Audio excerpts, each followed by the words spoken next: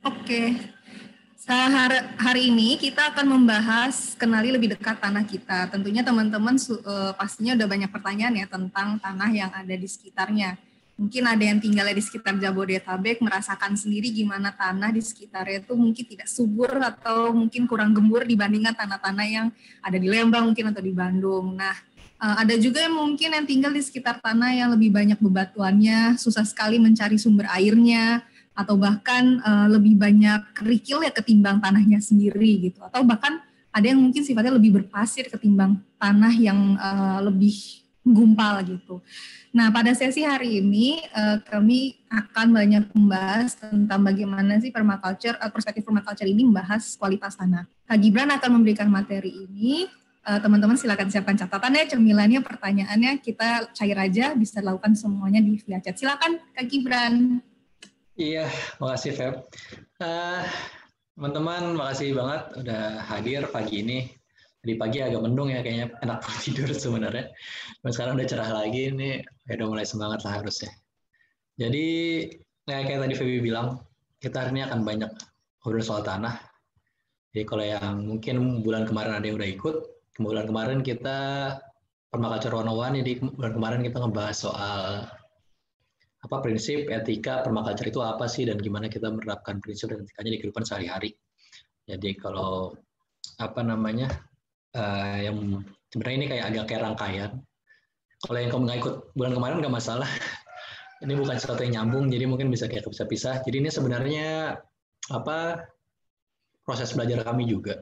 Jadi kami emang berencana suatu hari bisa bikin permaculture design course sendiri di Sendalu. Kami sebenarnya merasa kalau kayak kami bikin kelas-kelas ini sebenarnya bukan sesuatu yang bisa menggantikan permaculture design course. Aku yakin banyak teman-teman yang tertarik sama permaculture, pengen ikut permaculture design course, baik di Bali, di Jogja, di Bumi Langit, di Mahlor, atau di Bali, di Kuku Farm, atau di IDEP gitu ya. Dan berbagai banyak tempat lain lah. Tapi pasti ada keterbatasan juga, apalagi di Jabodetabek gitu. Jadi sebenarnya kami pengen mengadakan, tapi menurut kami perlu latihan juga. Sebenarnya ini forum yang tepat juga, tempat kami sebenarnya bukan mencoba sih, tapi belajar bareng-bareng teman-teman juga. Kalau kami misalnya menjelaskan soal tanah, feedbacknya seperti apa, apakah ada yang perlu ditambah lagi, apa yang perlu dipelajari lagi, dan seperti kemarin kami belajar soal prinsip, etika, nah nanti mungkin berikutnya juga akan ada program-program lain ya. Kita ngebahas soal air, ngebahas soal tanamannya sendiri, dan berbagai macam aspek lain dari permaculture, dan harapannya mungkin kalau yang udah mulai ikut dari kemarin atau sekarang mulai ikut, semoga kedepannya juga bisa kita sama-sama saling diskusi dan belajar dan tumbuh bareng lah sama-sama. Aku langsung masuk aja. Jadi hari ini kita akan banyak belajar soal tanah. Kita akan tadi kayak Febi cerita sendiri ya, melihat tanah sekeliling kita. Kalau di Jabodetabek sendiri, Sendalu di Depok, mungkin ada yang udah pernah ke Sendalu juga. Kalau di Depok atau Jabodetabek mungkin tantangannya bukan soal kondisi tanahnya, bahkan tanahnya ada yang ngandung puing, ada yang ngandung sampah. Jadi ada berbagai macam tantangan juga lah, dan aku yakin nggak cuma soal itu ya, di daerah lain ada yang tanahnya misalnya gambut, atau tanahnya berpasir, atau ada yang di pantai. Ada punya tantangan masing-masing, punya potensi masing-masing, dan aku sih berharapnya hari ini teman-teman melihat tanah itu punya potensi yang besar dan punya potensi yang sama-sama bisa kita ulik bareng-bareng. Nah, jadi aku akan cerita sedikit soal Sendalu Permaculture. Jadi kebun ini dirintis pada tahun 2017. Aku mau cerita sedikit buat mungkin yang udah pernah ke Sendalu, ada yang belum, aku nggak tahu, tapi ya aku cerita sedikit ya. Kita dirintis pada tahun 2017. Ini sebenarnya kebun dari eksperimen pribadi gitu. Jadi dulu aku bukan pengen bikin kebun entah komersil atau kayak tempat wisata gitu ya. Tapi ini sebenarnya eksperimen pribadi. Jadi kekhawatiranku yang paling besar adalah kerusakan alam. Jadi entah itu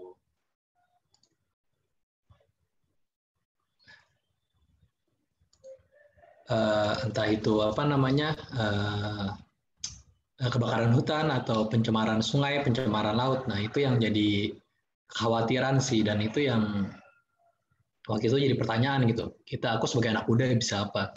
Dan yang jadi waktu itu solusi yang aku temukan adalah semua itu masalahnya karena permintaan konsumen gitu kan, demand konsumen. Jadi kayak apa namanya kerusakan perluasan lahan perkebunan karena apa? Karena kebutuhan industri karena butuh buat bikin produk-produk buat konsumen, jadi karena aku juga. Jadi waktu itu kayak oke, yang kalau aku pengen ngurangin impact dan dosa aku di luar sana, yang bisa aku lakukan adalah memproduksi apa yang aku konsumsi sendiri. Jadi waktu itu yang aku pengen adalah bikin kebun di mana aku bisa menghasilkan atau menumbuhkan makananku sendiri, seperti itu. Nah, dan jadinya itu sih, jadi ini sebenarnya kebun eksperimen, jadi aku nyoba nanam makanan sendiri, dan dari situ aku belajar juga bahwa impact-ku masih besar di luar sana. Aku masih listrik, batu bara banyak bikin kerusakan misalnya, industri fashion juga bikin kerusakan, jadi kayak oke, semuanya tuh bikin impact, dan ternyata makan aja nggak cukup, tapi gimana semua aspek kehidupan kita juga harus bisa lebih berkelanjutan. Makanya Sendalu sendiri fokusnya bukan cuma berkebun, tapi hidup berkelanjutan dari rumah. Dan ini akhirnya kebun yang pelan-pelan berubah jadi ruang belajar bersama. Jadi dari aku berkebun sendiri, lalu Feby juga akhirnya tinggal di sini sekarang, kami menikah, dan terus sama komunitas-komunitas juga, kita akhirnya jadi tempat berkolaborasi, bereksperimen, dan belajar bersama sih gimana kita mewujudkan kemandirian pangan dan hidup berkelanjutan baik secara individual maupun kolektif dari rumah. Seperti itu, dan dari lingkungan sekitar gitu ya. Jadi di sini kami baru berdua, aku sama Feby. Kalau lihat fotonya sendiri, kita emang 2 tahun pertama masih fokus berkebun. Lalu di tahun-tahun berikutnya kami mulai datangan teman, warga, tetangga, dan lain-lain, dan kita mulai bikin kegiatan komunitas. Sampai tahun ini misalnya kita bikin program kolaborasi bareng komunitas lingkungan di Depok. Kita bikin namanya Teras Kamala, menilik isu air di Kota Depok gitu. Masalah banjir, masalah kekeringan, dan sebenarnya kita sebagai anak muda tuh atau warga di Kota Depok tuh bisa apa sih, apa yang bisa kita lakukan bareng-bareng dan saling bekerja sama, seperti itu. Nah, kalau di Sendalu sendiri, apa yang kita lakuin sebenarnya, mungkin udah banyak yang sering lihat ya di Instagram kami juga, kami bikin workshop, course, kita bikin lokakarya juga. Kita nggak cuma bahas soal berkebun, kita juga ngebahas soal misalnya penampungan air hujan, pengolahan air rumah tangga, pengelolaan, lalu pengompos, terus ada pengolahan pasca panen juga, berbagai macam sebenarnya, tapi sebenarnya semua hal yang mendukung hidup lebih berkelanjutan. Jadi berbagai macam hal yang menurut kami cukup sustainable, cukup berkelanjutan, dan bisa kita coba terapkan di rumah masing-masing.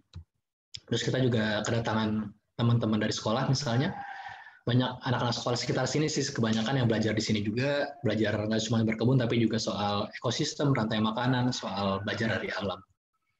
Lalu kita juga bikin produk-produk ramah lingkungan, kita bikin dulu kita sempat jual benih, tapi kita sekarang lebih fokus ke jual bibit tanaman. Mungkin yang ikut flash sale kemarin, di minggu ini juga akan ada flash sale lagi, jadi jual-jual bibit tanaman untuk memulai berkebun di rumah. Lalu kita jual tanaman pasca panen juga. Kita sekarang lagi buat tisane atau teh herbal dari produk kebun kami sendiri. Jadi mungkin coba tunggu aja, mungkin berikutnya akan ada produk-produk kami berikutnya. Dan terakhir ini sih yang kami cukup fokuskan di tahun-tahun sekarang gitu ya, community hub. Jadi kami sebenarnya tempat komunitas beraktivitas, bekerja sama dan berkolaborasi juga di sini. Kita bekerja sama dengan banyak komunitas, misalnya komunitas Ciliwung, Earth Hour Depok, lalu ada forum komunitas hijau, dan banyak lagi sih, ada banyak komunitas lain. Dan sampai misalnya sama Indonesia Berkebun gitu ya, kami bikin pasar tani juga, pasar kebun keliling. Jadi di mana orang-orang yang berkebun, orang-orang yang fokus ke hidup lebih berkelanjutan ini, misalnya punya produk, bisa dijual atau di tempat di pasar yang sebenarnya lebih kecil gitu skalanya. Nggak perlu nge-splash skala besar, tapi bisa dicoba-coba dulu. Kita bisa bikin produk-produk kecil yang lebih ramah lingkungan dan dijual dengan komunitas yang ada. Seperti itu. Nah, berikutnya terakhir ini, bukan terakhir sih, tapi aku akan jelasin sedikit tentang permaculture. Jadi kan judulnya Permaculture 101 ya, jadi mungkin aku akan jelasin sedikit tentang permaculture. Kalau yang ikut bulan kemarin mungkin aku jelasin cukup banyak, tapi kali ini kita akan bahas sekilas saja. Apa itu permaculture, definisinya apa, etika dan prinsip. Kalau yang kemarin kita ngebahas prinsipnya cukup panjang, kita ngebahas gimana prinsip-prinsip itu diimplementasikan misalnya, kita ngebahas etika-etika itu detailnya seperti apa, dan itu mungkin yang hari ini kita akan selewat aja, tapi semoga bisa ngasih bayangan gitu ya, bayangan permaculture itu seperti apa sih, dan kita bisa nerapin seperti apa di rumah. Nah ini jadi aku mengambil dari satu definisi dari David Holmgren. David Holmgren adalah salah satu pencetus permaculture. Sebenarnya ada dua, ada Bill Mollison dan David Holmgren. Jadi di bukunya Retro Suburbia, David Holmgren bilang bahwa orang-orang bilangnya kayak permaculture itu sering disebutnya sebagai pertanian organik, bentuk kerennya pertanian organik. Tapi buat David Holmgren sendiri sebenarnya ini permaculture ini adalah sistem desain sih, gimana kita mendesain hidup kita ini dengan sistem yang lebih berkelanjutan, lebih mempunyai daya tahan, yang dimana di hidup kita ini kita menggunakan sumber daya alam yang ada gitu ya, tanah, sumber daya alam sekeliling kita, makhluk hidup dan lain-lain dengan etika dan prinsip yang baik yang selaras dengan alam. Jadi lebih ke situ gimana kita mendesain hidup kita ini atau mendesain sistem yang kita jalankan hidup kita ini dengan prinsip dan etika yang baik yang sesuai dengan alam ini. Itu sih yang mungkin buat aku sendiri sama Feby sebenarnya ini mungkin lebih menjelaskan gitu ya, karena sebenarnya permaculture sendiri hampir tiap praktisnya punya pengertian yang beda-beda, mendefinisikannya beda-beda gitu. Dan nggak salah juga sebenarnya masing-masing punya pengalaman yang berbeda, punya cara berkebun atau menerapkan yang berbeda-beda juga sampai akhirnya mereka mempunyai definisi yang berbeda. Jadi kalau aku sendiri kenapa aku menerapkan permaculture misalnya? Karena permaculture buat aku kan dari kata permainan agriculture gitu. Jadi kayak agriculture atau pertanian yang sustainable, yang berkelanjutan, yang ketika kita ngomongin sustainable, kita pasti ngomongin sesuatu yang holistik, jadi saling terkoneksi. Jadi ketika kita ngomongin misalnya kita pengen bertani yang berkelanjutan, yang sustainable, berarti kan yang selaras dengan alam nih yang baik, berarti dia nggak pakai dari industri, karena industri ada emisi karbon gitu kan. Oke, kita pakai kita harus punya pupuk kan. Pupuk dari mana? Pupuk dari misalnya ternak gitu, hewan ternak. Oke, ternak kita harus beternak kan gitu. Berarti ya kalau pengen pakai pupuk gitu ya. Tapi kalau kita misalnya di kota gitu, kita nggak susah untuk beternak. Berarti beternaknya gimana gitu? Kita berarti bisa pakai pupuk kompos misalnya. Berarti kita harus ngompos. Kalau kita harus ngompos, kita harus ngapain? Terus milah sampah. Begitu kita milah sampah misalnya, kita punya sampah plastik atau non-organik. Ketika kita pengen misalnya punya prinsip dan etika yang baik ke lingkungan, kita nggak akan membuang sampah itu misalnya sembarangan, atau malah ke TPA pun kita tahu masih punya banyak masalah lain kan. Jadi pasti kita harus upcycle, recycle, atau bank sampah. Itu kan berarti kita kayak, oke, berarti nambah kerja lagi ya, nambah usaha lagi ya. Berarti itu kalau kita pergi ke bank sampah sering-sering, kita nambah emisi karbon lagi atau nambah polusi lagi. Hal-hal seperti itu kan dipikirin juga ya. Jadi kan begitu kayak gitu, gimana caranya kita nggak menghasilkan sampah plastik banyak-banyak. Kita mulai hidup zero waste, kita mulai hidup sederhana, misalnya minimalis, mengurangi belanja. Dan akhirnya dari situ kita juga, kalau kita ngurangi belanja, kita harus ngapain? Harus nanam makanan sendiri, biar kita kurang belanjanya. Ini harus bisa pola makan sendiri, harus bisa masak juga. Jadi sebenarnya sesimpel kita pengen berkebun pun kita harus punya kebiasaan lain yang baik gitu. Itu di permaculture begitu ya. Makanya dari permanent agriculture dia berubah jadi permanent culture. Jadi kultur-kultur atau kebiasaan-kebiasaan yang permanen, yang sustainable. Jadi ketika aku pengen berkebun misalnya di Sendalu, ya aku harus bisa masak sendiri, aku harus mulai milah sampah, aku harus bikin kompos sendiri, aku mulai beternak juga. Jadi hal seperti itu aku lakukan, dan itu sih yang buat aku sebenarnya membuat permaculture ini aku jalankan sampai sekarang gitu ya. Karena aku nggak ngerasain cuma soal berkebun, ini ngerasa ini mempengaruhi semua aspek di hidupku, dan ini membuat semua aspek hidupnya itu juga berkembang, dan itu yang menurut aku paling penting gitu ya. Kita nggak cuma ngomongin satu, tapi ngomongin berbagai macam hal yang saling terkoneksi. Dan jadi di permaculture juga yang paling penting juga adalah etikanya. Jadi buat aku sendiri bukan kayak tekniknya, metodenya dan lain-lain, tapi di permaculture paling penting adalah etika. Jadi ketika kita ngomong permaculture, yang paling penting adalah setiap kita melakukan sesuatu, entah berkebun, entah kegiatan sehari-hari kita menerapkan etika ini. Peduli bumi, peduli sama manusia, dan berbagi adil. Jadi kalau peduli bumi sama peduli sama manusia pasti udah pada ngerti lah ya, maksudnya peduli pada alam, entah hewan, tanaman, makhluk hidup, pada bumi ini, tanah, udara, dan air gitu. Ya, manusia juga ngerti sama manusia, tetangga, diri kita sendiri, tapi kita juga berbagi adil, atau bahasa Inggrisnya fair share kalau di permaculture. Jadi fair share sendiri maksudnya lebih ke arah tahu kapan cukup sih. Kalau buat aku ya, orang pengertiannya juga beda-beda, ada yang berbagi adil, tapi kalau buat aku sih tahu kapan itu cukup buat kita gitu. Jadi kapan kita harus mengembalikan ke alam, kapan kita harus berbagi, kapan kita serakah, kapan kita berlebihan. Dan itu harus dipikirkan terus gitu. Kapan bahwa ya, karena kita pengennya kayak yang ditampung dulu atau kenapa-napa, tapi kan kadang-kadang kita malah mengambil hak orang lain misalnya, atau hak makhluk lain.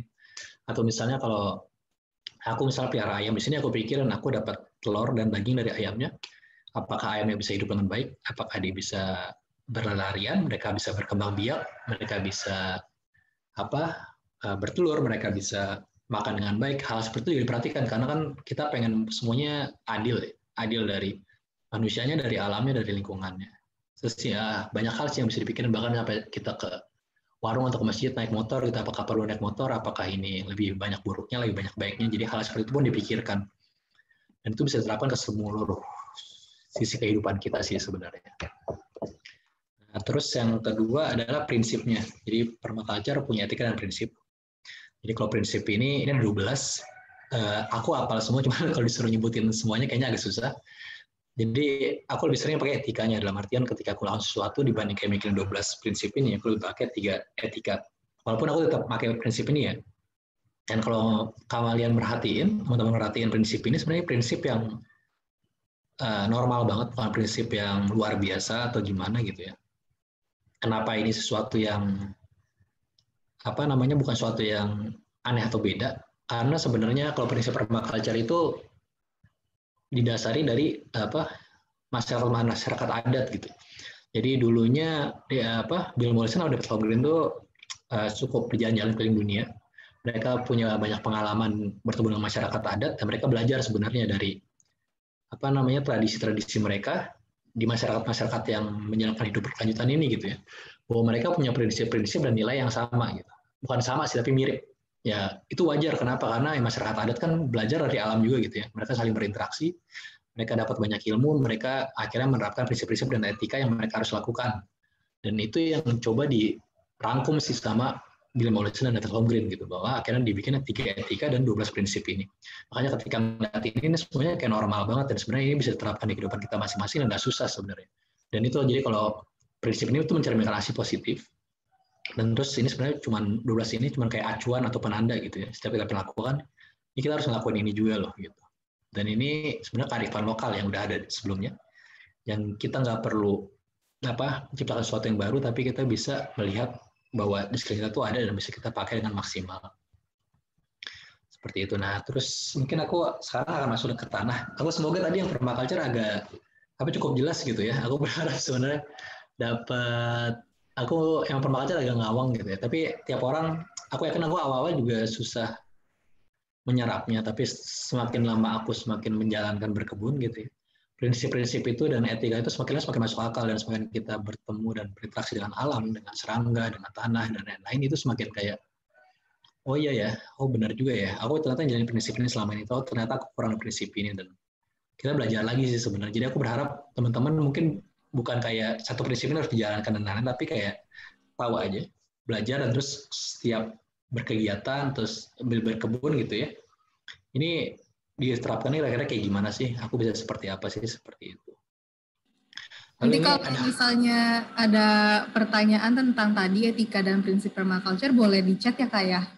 Ya, tanya di chat aja. Tapi nanti abisnya juga ada tanya jawab dikit. Kita mungkin bisa tanya jawab di situ ya. Mungkin kita langsung masuk ke tanah aja. Jadi ada pandangan tanah ini bukan ada pandangan cinta. Tapi ntar aku minum dulu bentar. Sorry.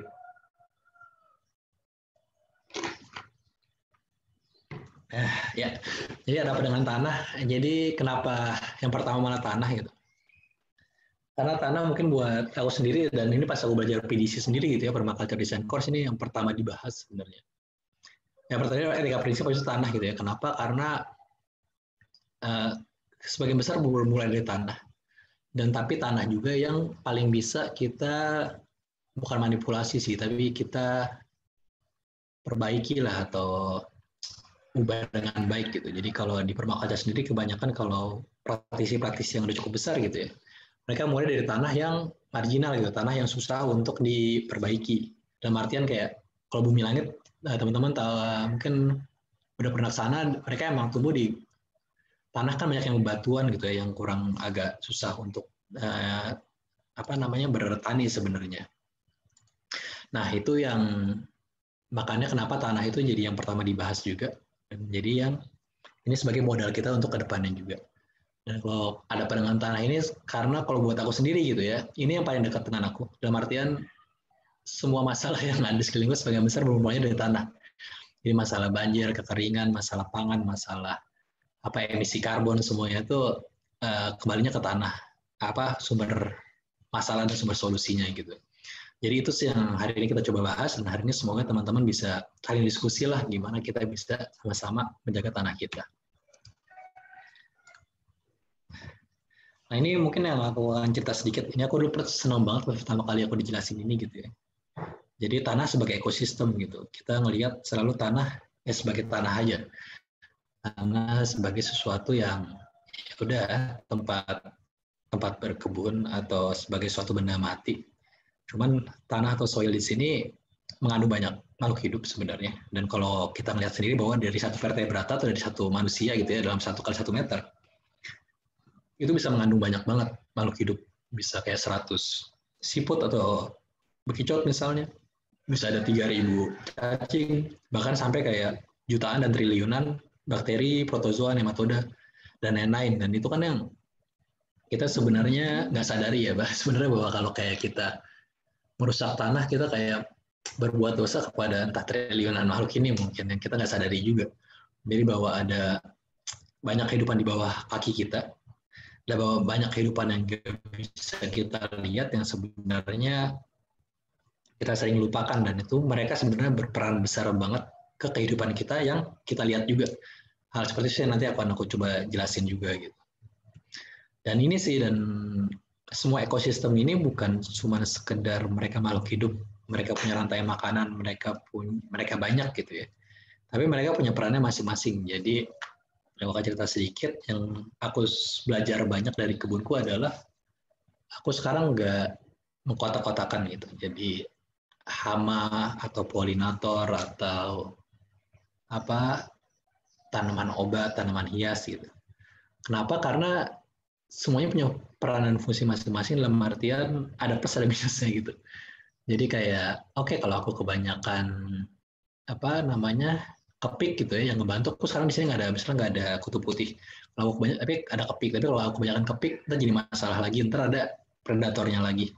Kalau ada predatornya lagi, ntar juga hama buat tanaman lain, ntar datang predatornya lagi, ntar ada kadal, ada tikus, ada katak, ada burung gitu ya, tapi burung ternyata makan sorghum juga. Jadi kayak semuanya saling terkoneksi dan semuanya punya peran masing-masing gitu. Bahkan kalau kita melihat di hutan misalnya, di hutan pun kan kita kalau ngelihat cuma kayak rantai makanan gitu kan, kayak tanaman dimakan sama rusa dimakan sama harimau, atau biji-bijinya dimakan tikus dimakan ular dimakan elang gitu kan. Tapi kan semuanya lebih kompleks dari itu ya. Mereka nggak cuma makan, tapi mereka juga hidup di situ. Dalam artian kayak kita bayangin kalau kalau kayak rusa misalnya ya, buang kotoran gitu. Kan kita berpikir kotorannya diuraikan jadi jadi makanan buat tanaman, jadi nutrisi buat tanaman gitu kan. Tapi kan kenyataannya nggak seperti itu. Kalau dibuang kotoran doang kan dia kayak gundukan besar aja kan gitu. Itu malah diserapnya gimana, terus malah bikin masalah juga kalau dia cuma jadi gundukan doang, ntar masih ada cacing dan lain-lain. Tapi kan ternyata begitu dia pengen diuraikan sama cacing, karena tadinya mereka di satu tempat doang gitu ya, nggak tersebar, tapi begitu mereka ada cacing, mereka muncul pengen diuraikan, mulai muncul unggas misalnya. Unggas makan cacing, unggas juga cuma makan cacing misalnya, tapi juga mereka mencabik-cabik gitu ya. Misalnya ayam nyakar-nyakar, kotorannya disebar kemana-mana, kotorannya lebih terurai, lebih gampang diserap oleh tanaman. Jadi kayak hal seperti itu sih, nggak cuma cara mereka apa yang mereka makan, tapi juga gimana mereka hidup. Jadi buat aku sendiri misalnya, kalau di tanah itu emang ada bakteri baik, ada bakteri nggak baik, dan lain-lain. Tapi kalau mereka punya ekosistem yang baik, mereka punya plus dan minusnya, mereka punya fungsi dan peran masing-masing. Ketika mereka seimbang, mereka bisa punya ekosistem yang berjalan dengan baik sih, ketika mereka saling menyeimbangkan gitu ya. Dan fungsinya sebenarnya sendiri, tanah adalah tempat di mana mereka bisa hidup dengan baik, mereka bisa saling bekerja sama, dan akhirnya yang nanti akan terproyeksikan di atasnya gitu. Ketika bawahnya baik, maka atasnya akan baik juga. Nah, jadi ini mungkin sedikit rangkuman soal tanah. Jadi buat aku tanah yang aku belajar ya, tanah yang baik itu tanah yang menjadi tempat yang mengandung banyak makhluk hidup gitu. Jadi tempat tinggal mikroorganisme dan makhluk hidup lain. Lalu yang kedua adalah mengandung unsur hara. Jadi unsur hara nggak cuma buat tanaman, tapi juga buat mikroorganismenya juga. Jadi kadang-kadang mindsetnya malah bukan nanam tanaman, tapi melihara tanah sebenarnya. Jadi kita kayak melihara bakteri di tanah. Kadang-kadang kayak gitu sih mindsetnya. Jadi Itu yang kita harus pikirkan. Kenapa? Karena kita tahu juga kalau kayak apa namanya akar tanaman dan mikroorganisme itu saling bersimbiosis ya. Jadi tanaman ngasih kayak karbon ke mikroorganisme, mikroorganisme ngasih nutrisinya ke tanaman. Jadi mereka saling terkoneksi dan itu jadi kalau kita melihara mikroorganisme di tanah, nanti selanjutnya adalah tanaman juga akan tumbuh dengan baik. Dan terus yang ketiga tidak erosi atau terkikis. Jadi tanahnya itu punya kemampuan untuk menjaga mereka bisa menjaga tanahnya gitu ya, nggak kebawa air misalnya, nggak kebawa angin, itu juga masalah juga. Yang terakhir adalah selalu terjaga kelembapan. Jadi kalau kita ngomongin makhluk hidup udah pasti ya, makhluk hidup butuh air, kita nggak ada bedanya sebenarnya sama makhluk hidup di bawah tanah. Dan itu yang kita coba fokuskan gimana kalau kita punya tanah, kita punya lahan, kita selalu menjaga kelembapan di tanah kita. Nah, ini aku akan cerita sedikit soal pertanian. Aku bukan ahli pertanian, aku bukan ahli tanah juga. Jadi kalau aku ada salah, aku ada kurang, tolong dibenerin. Nanti kita belajar bareng-bareng juga. Di sini aku cuman sharing aja. Jadi teman-teman yang lebih paham, lebih ini bisa cerita juga. Jadi ini sih yang aku pelajari juga waktu untuk belajar permaculture. Maksudnya aku selalu berpikir bahwa pertanian sesuatu yang baik ya, emang baik gitu. Dalam artian kayak menumbuhkan makanan, menambah tanaman di bumi ini, memberikan oksigen dan lain-lain gitu. Cuman kan kenyataannya kan begitu kita ngomong pertanian konvensional kayak pupuk kimia misalnya. Karena ini kan aku ngelihat kan ketika kita pertanian sustainable gitu ya, kita pengen tanah kita sehat, begitu tanah kita sehat, tanaman kita juga sehat nih, mereka dapat semua nutrisi yang ada karena bakterinya banyak, nutrisinya juga banyak. Lalu mereka diuraikan dengan baik oleh bakteri dan mereka dapat unsur-unsur berbagai macam gitu. Jadi kayak variasi makanan mereka juga karena alami gitu ya dari tanah, mereka dapat apa yang mereka butuhkan, jadi kayak secukupnya gitu. Jadi mereka bisa kayak makan ya secukupnya, mereka butuhnya apa mereka makan gitu kan. Nah, tapi waktu itu kan yang muncul kan sekarang ada pupuk kimia ya. Jadi kalau pupuk kimia sendiri, kalau yang saya tahu gitu ya, kan pupuk kimia berasal dari sisa perang sebenarnya. Sisa perang dunia ketika ada banyak sisa nitrat. Jadi dulu nitrat dipakai buat TNT sebenarnya, buat bom. Tapi ketika perang dunia selesai kan ya ini ada banyak cadangan mau diapain gitu. Makanya ada yang kemarin pas berita Beirut kalau nggak salah ya, yang gudang pupuk meledak. Ya itu karena emang mereka punya potensi untuk meledak sebenarnya. Jadi hal seperti itu bisa munculnya ya. Jadi pupuk kimia memang dari bahan dasar itu. Dan waktu itu karena kelebihan akhirnya karena dari penelitian diketahui bahwa tanaman butuh nitrogen dan nitrat dan nitrogen akhirnya dijadiin pupuk gitu kan. Emang awal-awal bagus. Kenapa? Karena ya ibaratnya kamu dikasih vitamin tapi kamu ada makanan alami tapi dikasih vitamin jadi kayak dapat bonus juga gitu. Tapi begitu kita dikasih makanan tambahan suplemen terus, yang terjadi apa? Yang ada adalah simbiosis antara tanaman dan mikroorganisme di bawah tanah itu lama-lama menghilang. Begitu menghilang kan akhirnya makanan jadi nggak begitu alami lagi gitu ya. Akhirnya mereka mereka tumbuh dan baik dan besar, tapi apakah semua kebutuhan terpenuhi atau enggak? Itu kita kurang tahu juga. Dan terus begitu dia terlalu tumbuh besar dan bagus, itu juga jadi masalah. Kenapa? Karena itu juga jadi menarik perhatian serangga. Jadi begitu mereka misalnya, merah cerah, cantik, besar, dan lain-lain yang tadinya mereka biasa aja, serangga melihat itu juga kayak, oke ini udah makanan enak banget nih gitu kan. Jadi hal seperti itu sih yang juga berpengaruh ya. Jadi akhirnya mereka tumbuh besar, tapi apakah mereka sehat atau enggak? Karena ini juga jadi masalah. Kenapa? Karena tanaman itu aslinya sangat hebat gitu. Dalam artian kayak tomat misalnya, tomat tuh punya kemampuan untuk kalau satu kena hama, mereka bisa ngasih peringatan kepada tomat-tomat lain buat mengeluarkan hormon buat menghindari hama gitu, mengusir hama gitu. Cuman begitu mereka nggak sehat, apakah mereka bisa melakukan hal itu lagi? Hal seperti itu kan. Jadi begitu kita memberikan sesuatu yang nggak sehat buat mereka, ya mereka juga akhirnya tumbuhnya dengan yang baik, dan akhirnya yang kedua adalah terjadi terkena hama atau penyakit. Makanya begitu mereka lemah, terkena hama dan penyakit, petani kan akhirnya ngasih apa kalau kayak gini, pestisida atau ya pestisida kimia gitu. Dan ini pestisida kimia kalau yang pakai pestisida kimia pasti kan ini nggak membunuh hewan lain gitu ya, cuma membunuh serangga yang ditentukan, misalnya wereng gitu atau belalang atau apa gitu. Tapi masalahnya pestisida ini emang nggak membunuh serangga yang keras yang besar gitu ya. Tapi mereka membunuh bakteri dalam tanah juga. Jadi karena mereka kan racunnya cukup keras. Gitu. Mereka membunuh bakteri dalam tanah misalnya.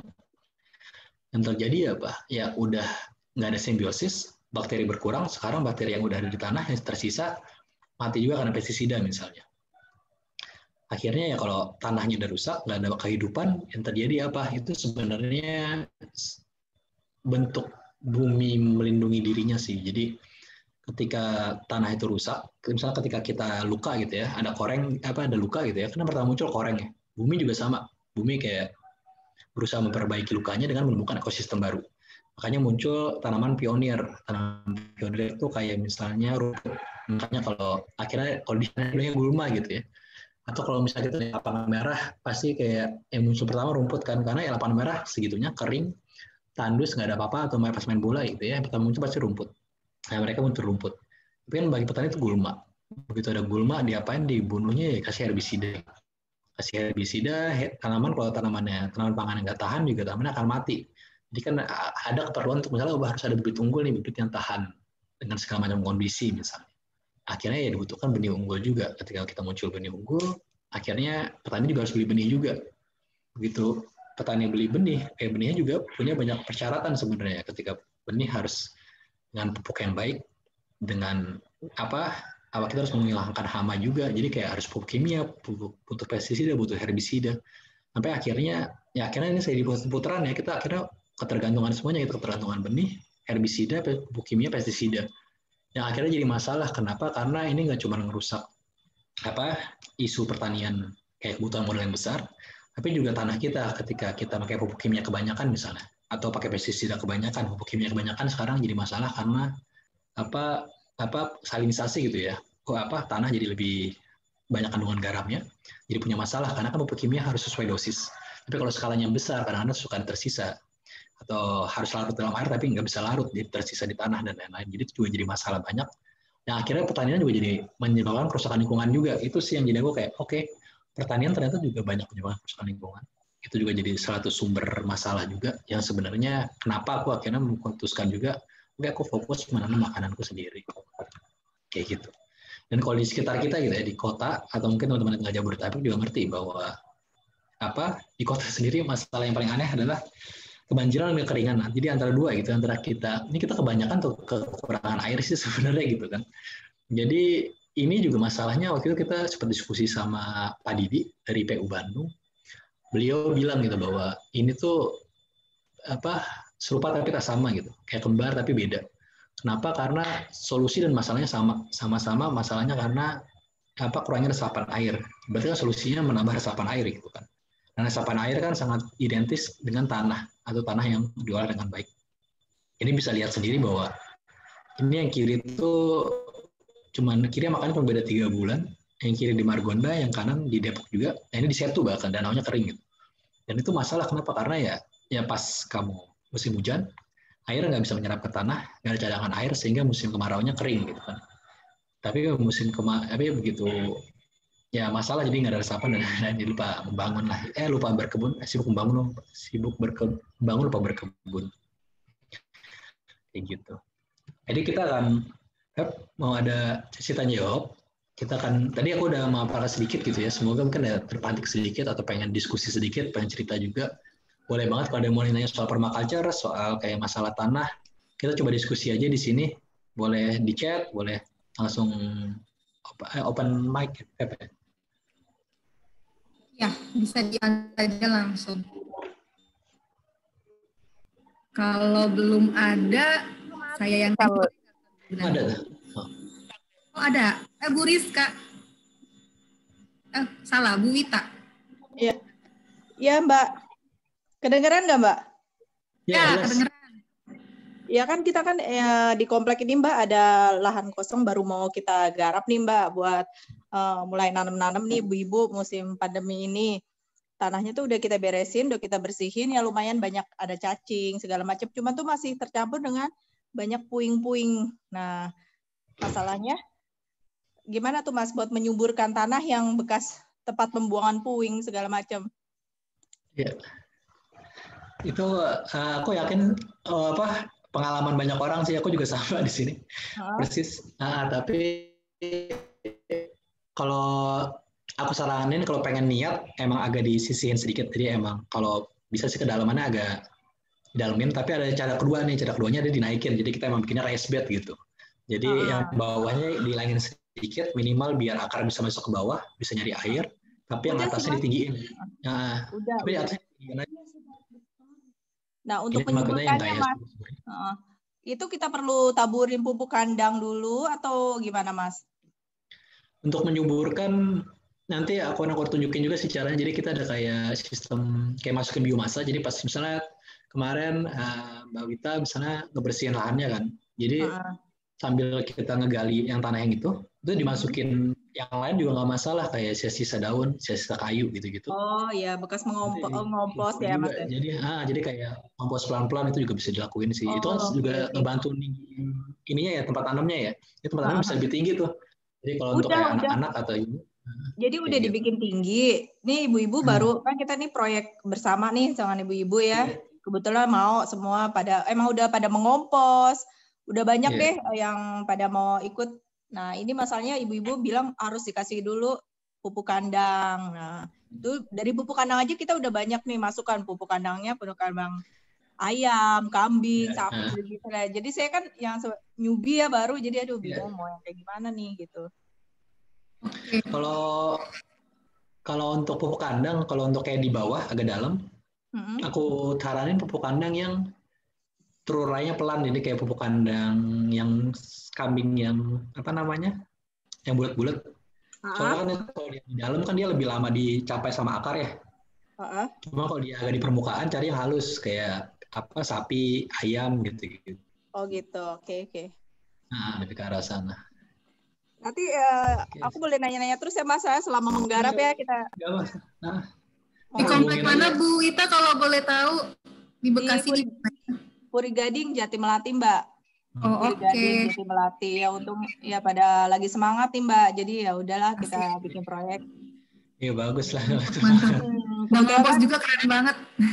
Mengompos juga udah banyak Mbak. Itu dari 10 tahun yang lalu sebenarnya saya udah diajak Mbak. Cuman ya berhenti karena bekerja. Saya jadi nggak konsisten. Sekarang kita mulai lagi karena nggak kerja juga, ya udah mulai lagi. Asik, mantap deh. Sip. Iya. Oke. Iya. Nanti dibimbing ya Mas ya. Oke, siap. Makasih. Terima kasih Bu Wita. Ini ada pertanyaan juga dari Alda Kusmono dan mungkin juga Mbak Vivi penasaran gitu ya. Tips menyehatkan kembali tanah yang sudah terkena pupuk kimia, herbisida dan sebagainya itu bagaimana ya Kak Gibran? Itu cukup lama sih. Jadi kalau dari pengalaman teman-teman juga butuh 3-5 tahun gitu buat mengembalikan lahan pertanian yang udah kena yang tadinya konvensional gitu dibikin ke organik gitu. Tapi itu emang ya kan aku yakin itu cukup lama sih, dalam artian harus diolah tanahnya lagi, dimasukin pupuk organik lagi, harus dipikirin lagi misalnya sumber airnya dari mana, terus tanahnya sebelumnya seperti apa, udah sekering gimana kandungannya atau pH-nya dan lain-lain, itu kan macam-macam ya. Apalagi kalau pertanian organik itu standarnya cukup banyak. Jadi itu sih yang bisa dilakukan. Kalau aku sih emang masukin kompos lagi ya. Jadi masukin biomasa lagi yang organik juga ke dalam tanahnya lagi. Jadi kita mulai lagi dari plot-plot kecil, mungkin baru diperbesar lagi. Mungkin emang kalau skala yang sangat besar pasti inputnya juga harus besar gitu ya, kayak dari pupuk kandangnya lagi, dari komposnya lagi, mungkin dari sekamnya lagi. Cuman sih ya harapannya ya kalau emang butuh waktu lama, cuman emang harus dimulai dari sekarang sih kalau aku pikir ya, dibanding kita kayak nunda lagi. Itu konsekuensi dari penggunaan herbisida dan kimia ya Kak Gibran ya. Jangka panjang ternyata dampak buruknya. Jadi akhirnya merevitalisasi tanahnya juga harus jangka panjang. Lalu ada pertanyaan lagi nih Kak Gibran dari Satrio Tunggul. Satrio nanya, kalau membuat sendiri pupuk atau kompos sendiri dan pestisida alami, apakah tetap akan mencemari tanah dalam jangka panjang? Lalu kalau tanamannya terserang hama secara permakultur, bijaknya gimana ya? Kalau pupuk kompos sendiri atau pestisida alami sih menurut aku nggak masalah ya. Tapi kan sebenarnya kita tahu kapan cukup kapan enggak. Kalau pestisida alami kan kalau buat aku ya kita di sini nggak pernah pakai.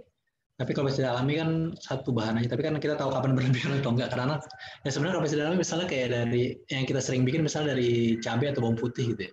Kalaupun berlebihan pasti kita kerasa gitu ya. Entah bau cabai, bau bawang putih kan di bawang di kebun juga nggak enak gitu. Cuman hal kayak gitu sih buat aku sih nggak mencemarinya nggak bakal segitunya. Dan nggak bakal mencemari yang sangat buruk juga dibanding kayak yang kimia gitu. Lalu kalau kena hama secara bijaknya gimana? Kalau kami emang di sini kadang-kadang emang membiarkan aja dalam artian mungkin kalau untuk skala produksi agak susah ya, karena kan ada kebutuhan untuk jualan dan lain-lain. Tapi kalau kami di sini emang kami membiarkan. Jadi kalau ada yang kena ya biarin kena. Kita belajar lagi nih kenanya kenapa, dia masalahnya apa, dan terus biasanya kita ngasih tanaman pendamping atau tanaman pembanding buat hamanya gitu. Jadi kayak ini kita kalau tanaman ini di sebelah sini deh biar dia nggak kena misalnya, atau kita kasih tanaman ini yang ngehalangin hama ini misalnya. Dan yang menarik adalah kasih contoh nggak Kak Gibran, contoh yang pernah dialami. Misalkan kayak sekarang kita lagi banyak kepik ya yang kena ke kacang-kacangan, nah itu gimana? Nah, jadi kayak misalnya kita ada kepik hitam gitu, itu jadi hama masalah buat kacang-kacangan. Karena pas awal-awal dia bagus gitu, pas awal-awal dia cuma sedikit, terus dia ngebantu kami juga dalam artian kami nggak banyak kutu putih dan lain-lain, nggak banyak kutu-kutuan atau apa hal kecil. Tapi begitu dia udah kebanyakan, mereka kayaknya menyerap dari tunasnya kacang gitu. Jadi mereka pertumbuhannya terhambat, terus jadi kayak kerdil gitu. Cuman ya itu yang sekarang mereka jadi banyak belalang sembah misalnya, banyak kadal juga di sekitar mereka. Dan terus kalau kacang-kacangan akhirnya sekarang kita stop dulu, kita lihat dulu ini kira-kira masalahnya kenapa. Atau kalau dulu misalnya kita cabai masalah kutu putih kita taruh di sekitar daun jinten, sekitar sereh gitu ya. Tapi ya begitu kita daun jinten kebanyakan jadi masalah lagi kan, daun jinten invasif misalnya. Itu jadi kayak belajar lagi sih, cuman emang semakin kita kayak nambah satu lagi, ntar muncul masalah baru lagi, dan hama tuh kayak masalah yang nggak kunjung berhenti, tapi semakin kamu kayak masalah ini selesai, kamu nambah tanaman lagi nih, muncul hama baru lagi, nambah tanaman, muncul hama baru lagi, tapi kan lama-kelamaan kebun kamu makin lama makin banyak tanamannya, makin banyak serangganya juga, bukan hama tapi serangga, makin banyak makhluk hidupnya, makin banyak serangganya, makin banyak tanamannya. Yang itu sebenarnya malah jadi lebih kaya sih menurut aku ya. Sekarang aku ada belalang, ada siput, ada katak, tapi buat aku ya itu ya mereka cuma bagian dari kebunku aja, bukan sesuatu yang masalah besar gitu, karena mereka ya saling menyimbangkan akhirnya sendirinya di sini. Oke, ini banyak banget nih pertanyaannya, seru-seru. Selanjutnya ya Kak Gib ya, ini ada dari Rizka, Mas mau tanya langsung boleh? Boleh nih Mbak Rizka langsung di-unmute aja biar. Oke. Selamat pagi Mas Gibran. Maaf ya, lagi gowe sambil nyimak. Saya senang banget soalnya saya kemarin salah tanggal, saya pikir kemarin. Mas Gibran langsung aja mau tanya. Saya di rumah kan ada pelihara kelinci, ada pelihara ayam kampung, sama ada pelihara bebek. Nah, saya mau tanya, kalau kotoran hewan di antara mereka bertiga ini boleh nggak sih untuk dibuang langsung ke tanah? Atau misalkan harus diolah dulu karena kan saya newbie banget ya untuk berkebun, benar-benar baru mau mulai belajar. Nah ini kemarin sempat dengar dari teman katanya kotoran kelinci itu bagus untuk tanaman, cuma kok saya masih ragu gitu. Selama ini memang sih suka dibuang-buang aja, maksudnya langsung diiniin ke tanah. Tapi apakah benar boleh tuh Mas untuk kotoran hewan kelinci, kemudian ayam kampung sama bebek yang boleh yang mana ya Mas sih kayaknya? Cuma saya takutnya malah nggak bagus untuk tanah gitu. Itu aja sih Mas, karena di rumah lumayan banyak peliharaannya. Itu enak banget Mbak kalau banyak peliharaan. Jadi kalau aku sendiri biasanya kalau dari pupuk gitu ya, semakin kecil binatangnya aku ngeliatnya semakin bagus. Jadi kan kayak kalau tanaman itu kan dia nyerap unsur hara yang udah terurai ya. Jadi kalau semakin kecil binatangnya kan semakin diurainya makin kecil tuh. Jadi kalau kayak makanya sekarang tuh kayak vermi kompos atau kompos cacing lebih bagus lagi kan. Kenapa? Karena diurainya udah kecil banget, jadi tanaman tinggal nyerap. Makanya kalau kayak gitu bagus buat tanaman sayur-sayuran misalnya. Atau kalau kayak pupuk kambing yang bulat-bulat itu bagus buat tanaman buah-buahan karena dia terurainya pelan-pelan. Nah kalau kayak kasusnya Mbak Rizka ini, dia buat aku sih Kalau kelinci emang bagus. Nah, aku yakin di urinnya pun kami pakai di sini. Jadi kalau kami kan punya pelihara kelinci juga. Jadi kalau kami punya, kami lepas di kebun gitu. Tapi kalau punya anak kelinci kan anak kelincinya kami pelihara kami taruh kandang dulu biar gak dimakan kucing. Nah itu biasanya emang urinnya setiap hari kami tampung terus kami pakai buat siram. Tapi emang kami larutkan lagi sama air, ini cuma sebagian doang. Nah cuman ini juga beda-beda. Jadi kalau emang khawatir nggak baik buat tanaman, jadi ini kalau buat aku ngeliatnya lebih ke sini sih. Kalau kayak kelinci karena dia makannya kebanyakan lebih ke sayur-sayuran. Nah, nitrogennya sebenarnya nggak begitu banyak. Dia kadang-kadang nggak begitu panas, jadi bisa langsung dipakai di tanaman gitu ya. Cuman kalau kayak ayam tuh kalau aku makanan dia banyak nitrogen juga, apalagi dia omnivora kan, dia makan serangga di tanah juga. Dan kadang-kadang pupuknya itu masih suka panas. Nah, itu makanya dia juga ngebantu juga di komposku gitu ya. Makanya kalau kayak gitu, aku tapi biar lebih aman, aku biasanya di kotoran kelinci itu, kalau urin aku ambil, kotoran aku masukin kompos lagi. Jadi ngebantu kita ngompos juga. Itu juga bisa dipraktekin ya. Jadi kayak entah kenapa komposnya lebih bagus lagi sih. Jadi udah campuran rumah tangga kita lebih cepat sama kotoran kelinci. Nah itu kayak dicampurin. Itu juga bisa dipraktekin.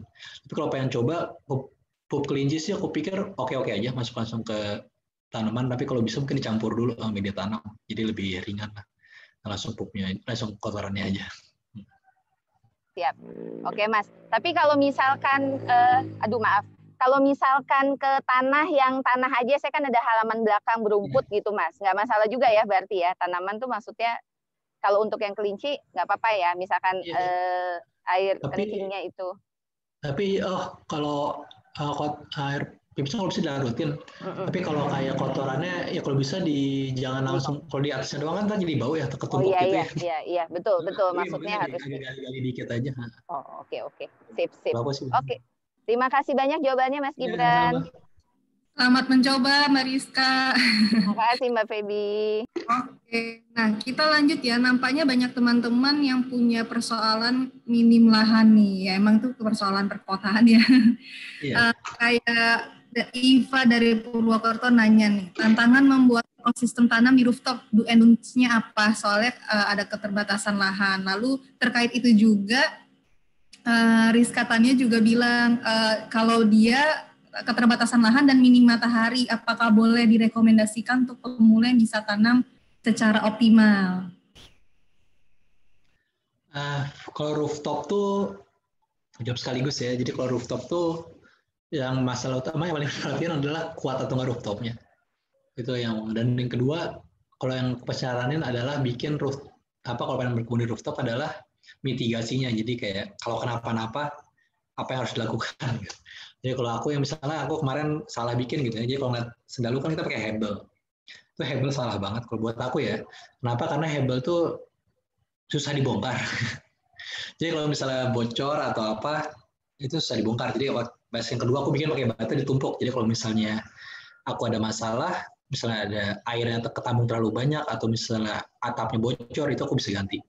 Itu pertama buat wadahnya dulu. Terus yang kedua adalah buat media tanamnya, buat ekosistem buat tanamannya. Yang pertama adalah perhatiin bahwa kalau di atap itu panas bukan cuma dari atas, tapi dari atas dari bawah. Jadi kamu bayangin, teman-teman bayangin matahari dari atas, tapi semen dari bawah juga panas. Itu yang jadi masalah. Makanya kalau bisa dari pembatas dari tanah dari media tanam ke rooftopnya sendiri ada pembatasnya lagi, entah sabut kelapa atau misalnya daun-daun kering gitu ya. Jadi ada pembatas. Jadi makhluk hidup kan juga perlu suhu yang sesuai juga. Jadi kalau kepanasan mereka juga akan mati gitu. Dan itu harus dipikirin. Nah sebenarnya sisanya sih kalau di rooftop kan matahari udah lumayan ya. Buat aku ya ngelihatnya ya. Cuma kalau emang misalnya kayak tadi kayak kasus Mbak Rizka kurang matahari, itu bisa kayak tanaman yang nggak perlu matahari banyak, misalnya kayak rimbang-rimbangan, atau ada beberapa sayur-sayuran yang bisa kayaknya pakcoy agak cukup tahan nggak matahari banyak.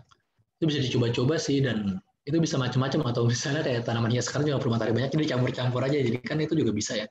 Jadi tanaman-tanaman hias yang sebenarnya bagus-bagus itu juga bisa kayak jadi pengalih atau jadi tempat tumpang sari dengan tanaman lain, dengan tanaman pangan kita. Itu bisa kita campur-campur, menghalau serangga juga, nambah-nambah sebenarnya variasi tanaman di atas juga. Menaungi tanah juga ya, jadi nutupin tanah juga, betul.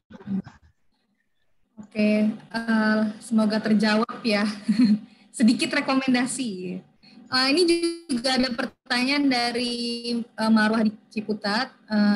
Mas Gibran, terima kasih atas pemaparan. Saya ingin tanya mengenai tanah yang liat, apakah bisa subur jika ditimbun dengan ranting-ranting dan daun-daun kering gitu? Apakah harus ada campuran lainnya lagi seperti sekam, atau bisa jika hanya tanah liat itu sendiri yang sudah ditimbun ranting dan lain-lain sampai matang untuk ditanami? Ini mau kita bahas detail atau lanjut ke sesi berikutnya, Kak? Karena ini kayaknya ada di sesi berikutnya juga ya. Iya, sesi berikutnya. Kita lanjut sesi berikutnya aja ya. Nanti habis itu kita ya coba kali bahas. Ya, kita tahan dulu kali ya.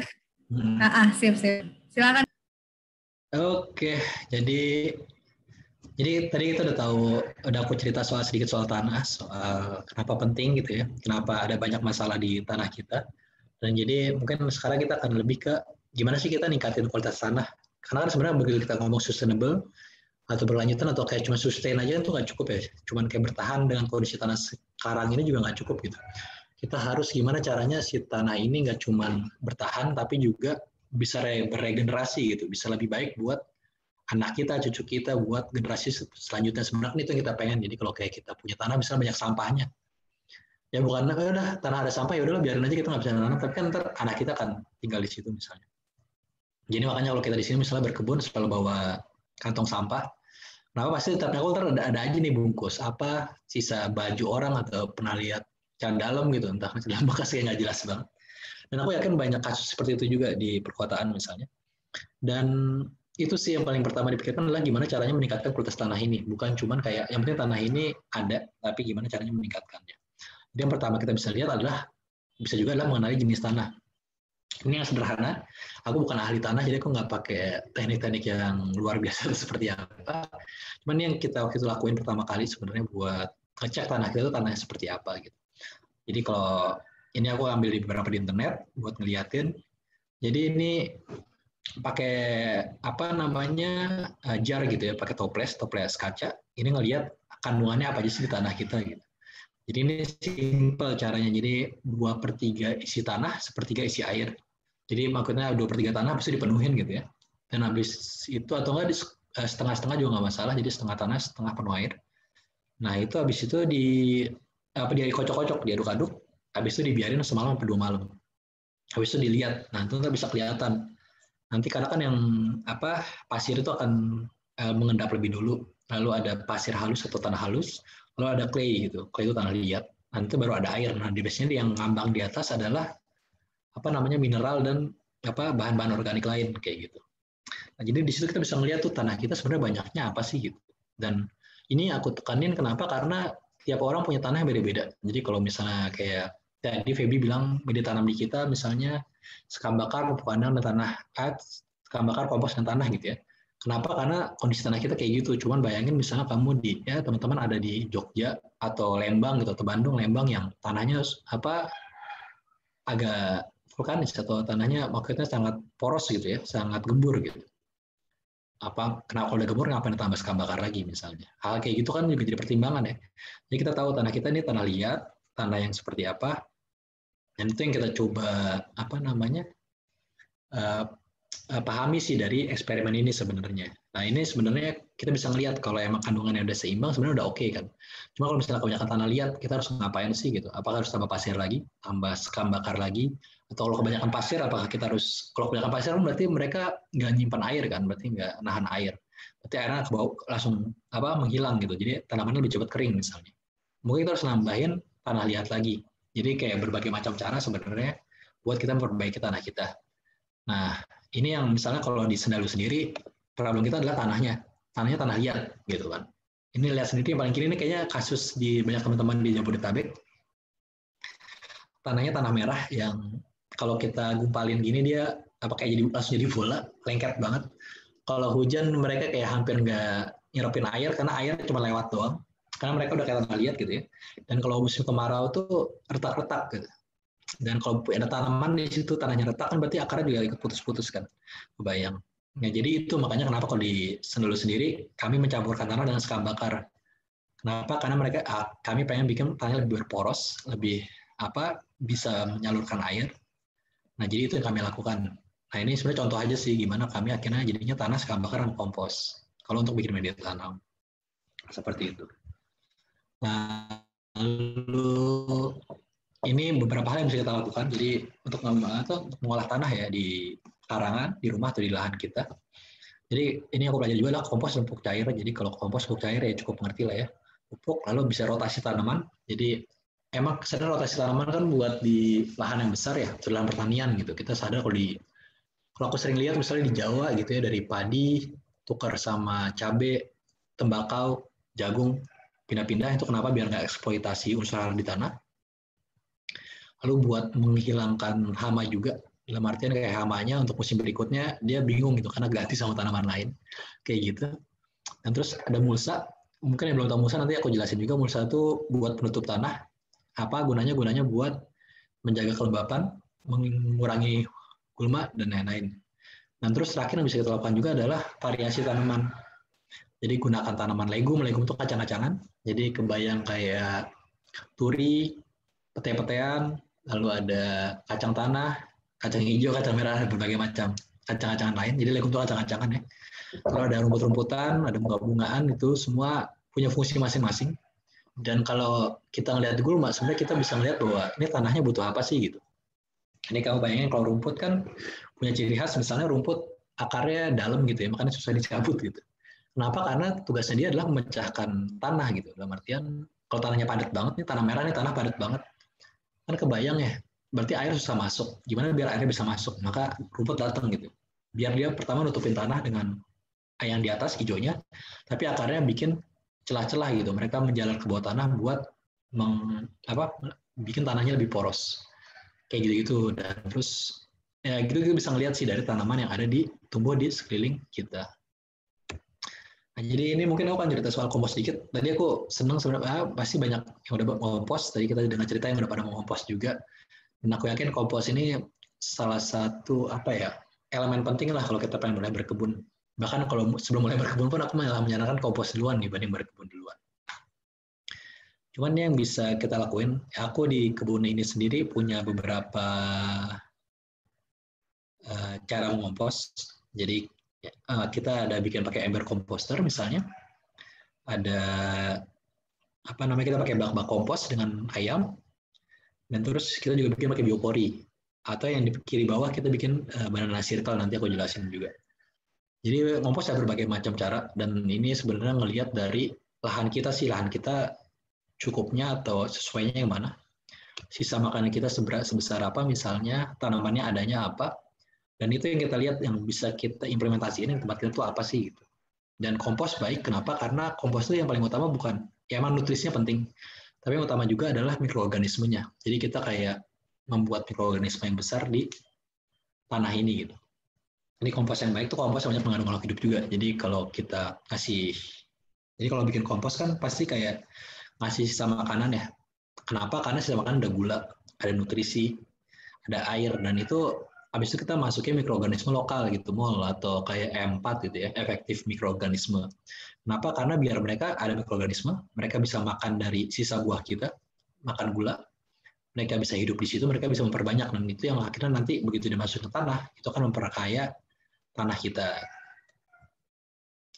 Nah terus ini dari kompos ada berbagai macam. Ada polling dulu nggak, Beb? Aku lupa. Sebentar. Ada ininya, ada pertanyaan dulu. Oh iya, kita quiz sedikit ya, biar agak santai dikit. Buat teman-teman yang tadi belum sempat, kita mungkin ada ini. Kita ada pertanyaan kecil nih buat teman-teman. Tadi kan kayak baru tahu share-nya dari Bu Wita sama Bu Rizka ya. Ada yang udah mulai ngompos sama ada yang mulai berternak. Nah, kita mau tahu dulu nih kalau teman-teman yang lain bagaimana. Polnya sudah saya launch, silakan diisi. Kita akan diskusi dari situ nanti. Kayaknya ini nggak ada salah benar, jadi isi aja. Bukan ini nggak dinilai. Iya, dan terus nggak ada namanya kok, jadi tenang aja.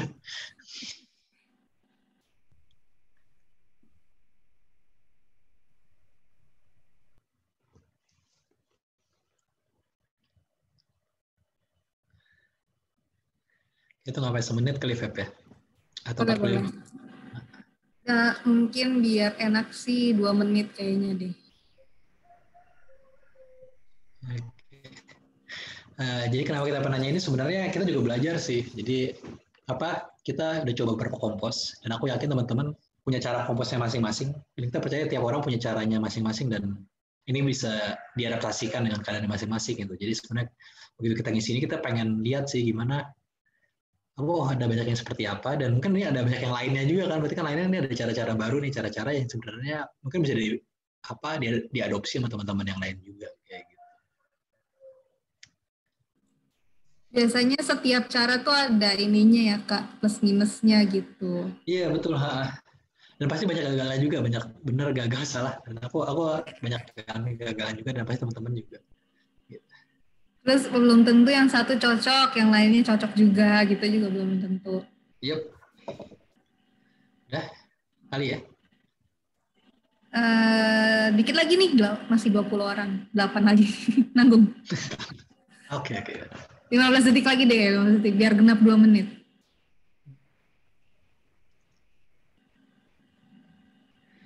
Jadi karena banyak macam-macam kayak kemarin sebenarnya ada yang kayak biopori. Ternyata biopori tapi tanahnya dia di tanah rawa gitu ya, agak susah gitu kan kayak biopori. Nah jadi kan masalah lagi ini kelewat tanah rawa dan lain-lain. Udah di-sharing? Oke, aku share results-nya ya. Nah ini. Nah ya, jadi sebagian besar kan udah ngompos juga ya. Dan ini sebenarnya kalau yang belum, aku saranin coba ngompos. Itu emang perjalanan yang panjang gitu ya. Apalagi kalau yang baru pertama kali. Kita misalnya di sini sampai sekarang pun kayak menemukan hal baru terus di kompos. Mana kita baru dapat maggot sangat banyak. Tapi kalau aku senang, Feby agak males juga. Tapi aku juga males juga ngeliatnya, tapi kayak senang aja gitu. Kayak bisa dengar suara mereka ngunyah bahkan. Ya hal kayak gitu dan aku yakin yang di sini ada banyak yang ngalamin juga dari ember komposter, ada bak kompos, ada biopori, banana circle gitu. Dan lainnya aku penasaran juga sini sebenarnya lainnya apa. Kalau ada yang jawab lainnya bisa terus di chat juga. Atau kalau mau di chat aja kali VP. Boleh di chat sembari ngejelasin kali Kak Gibran ini kan ada beberapa contoh yang udah Kak Gibran lakukan gitu. Iya. Nah jadi kalau di Sendalu sendiri, mau di stop share atau biarin aja? Punten. Iya, aku stop share dulu. Aku ya teman-teman, kalau yang lainnya biasanya ngapain? Iya. Nah, jadi kalau di Sendalu sendiri kita bagi berapa ya? Jadi kalau sampah sisa rumah tangga, kita masukin ke ember komposter. Kenapa? Karena itu lebih dekat dari rumah. Soalnya kalau kayak bak komposter tuh agak jauh, jadi di kandang ayam. Nah, jadi kita masukin ke ember komposter, itu kita bisa ngambil pupuk cairnya juga kalau aku di sini. Terus kalau kayak sisa kebun gitu ya, misalnya batang-batang hasil potongan, terus kayak ada batang pisang jatuh gitu ya, habis panen, terus kayak kita habis pruning pohon, itu masuknya ke bak kompos yang ada ayamnya. Kenapa? Karena biar mereka bantu nyacah daun dan lain-lain. Nah itu kita masuknya ke bak yang ayam. Tapi kalau misalnya kayak tulang yang keras-keras, kulit buah yang keras, itu kita masuk ke biopori. Nah biopori pun kita ada 2 FF ya. Jadi ada biopori yang kita dulu nyoba 2 cara.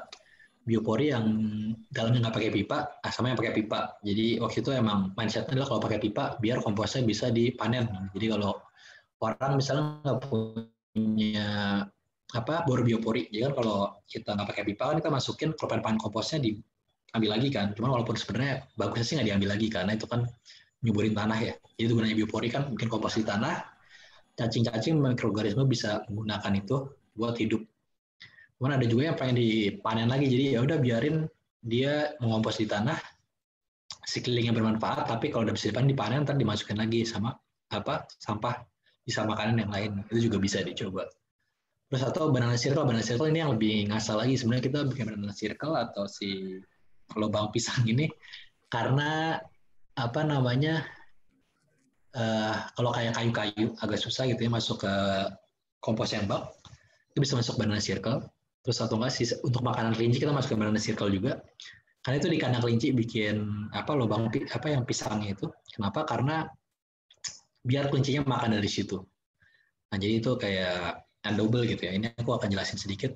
Jadi kalau kompos, aku pikir ini cukup jelas. Aku yakin kalau kompos bisa banyak belajar dari tempat lain, dari Selain kita juga akan bikin, kalau yang pengen kita bisa bikin lokakarya kompos juga. Cuman itu sih nanti kompos sebenarnya sesuatu yang kalau bisa teman-teman lakuin dari sekarang juga, itu kayak modal paling besar. Nah ini aku kan jelasin soal banana circle sedikit, jadi tadi aku menyinggung soal banana circle ya.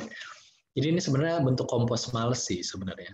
Jadi kalau emang punya lahan yang cukup, aku kemarin kayaknya lihat survei yang lahannya 2 kali 10 meter cukup banyak. Jadi mungkin ada kesempatan untuk bikin banana circle, atau yang lebih juga ada beberapa. Nah jadi ini sebenarnya cuma bikin lubang di tengah-tengah. Jadi ini caranya yang di bawah itu, gali lubang di tengah, sisa lahannya ditaruh di sekelilingnya, habis itu ditanamin pisang. Kenapa bikin kayak gini? Pertama buat penyerapan air. Jadi begitu hujan, airnya masuk ke situ, yang pasti bawahnya lembab kan. Nah itu lembab, dia pertama bagus buat komposnya. Yang kedua juga pisang suka yang lembab. Jadi itu kita bantu buat si yang kompos ini buat ke pisangnya, tapi ngebantu juga buat nyiram pisangnya ibaratnya, mengairi pisangnya. Lalu ini nggak cuma pisang, bisa ditanamin yang lain, bisa tanam kayak papaya, lalu ada ubi-ubian, labu-labuan juga bisa. Dan ini sebenarnya bisa macam-macam. Ini makanya kalau ngelihat yang gambar kanan atas itu kan sebenarnya kita kayak bikin hutan kecil gitu ya. Dan itu sangat produktif gitu ya. Kita cuma ngebuang ke tengah sisa-sisa makanan kita atau sisa-sisa daun-daun kita. Tapi jangan lupa ini ya, tutup lagi. Jadi makanya kalau kita kayak ngebuang sisa makanan yang mengundang tikus atau ya tutup daun kering misalnya. Jadi agak teralihkan. Nah, tapi kan ini satu cara gimana kita bikin satu lingkaran ini jadi sangat produktif. Bayangin kamu punya pisang, kamu punya pepaya, kamu punya misalnya daun kelor atau labu, ubi dan lain-lain dalam satu lingkaran kecil seperti itu. Dan ini sebenarnya konsep yang bisa diterapin di berbagai macam hal juga. Jadi gimana kita mengkoneksikan kompos dan area tanam. Jadi kalau kita lihat di sini misalnya ada teman-teman yang aku belajar dari IDEP juga. Ini gimana mereka bikin, aku pernah lihat di warung 1000 kebun juga bikin kayak gini. Jadi kayak tempat tanam tapi tengahnya ada pakai kawat bawah gitu ya. Nah, jadi kalau buang kompos tinggal ke bawahnya tapi sekelilingnya tempat tanam. Itu juga bisa dilakuin gimana kita bikin kompos tapi hemat tempat juga, tapi juga sekalian langsung nyuburin. Jadi kayak tenaganya nggak begitu besar. Nah ini kalau yang gambar di kanan misalnya, yang tengahnya emang buat pengomposan. Nah kalau ada yang nanya juga kan Mas, itu nggak kebakar komposnya dan lain-lain. Ya kalau bisa mungkin namanya sekeliling komposnya adalah tanaman-tanaman misalnya yang lebih tahan. Ada tanaman-tanaman liar yang emang lebih tahan gitu ya. Nah, tanaman tahunan misalnya, Anda bisa nanam kayak jinten atau mungkin kayaknya ini juga tahan, atau kayak kangkung yang tanaman-tanaman liar sebenarnya. Itu juga bisa dicoba di situ, kayak gitu-gitu. Nah, itu juga bisa jadi menerapkan si kompos ini ke dalam area lahan menanam. Lalu,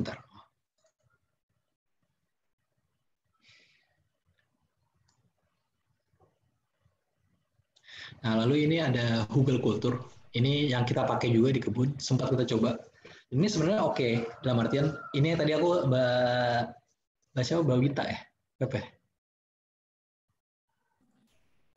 Yang mana nih? Ini yang cerita di kebun. Iya, Bu Wita. Dari Bekasi kan tadi gimana tanahnya ya. Jadi ini yang kita coba lakuin. Jadi waktu kita pertama kali bikin lahan itu, kan kita harus mangkas pohon batangnya biar matahari masuk misalnya. Kan jadi punya sisa batang banyak, kita punya sisa daun-daunan banyak, terus kita mangkas rumputnya gitu ya. Kan jadi punya sisa biomasa yang sangat banyak. Nah itu kita coba terapin, namanya di sini kalau di permaculture sering disebutnya Google Kultur gitu.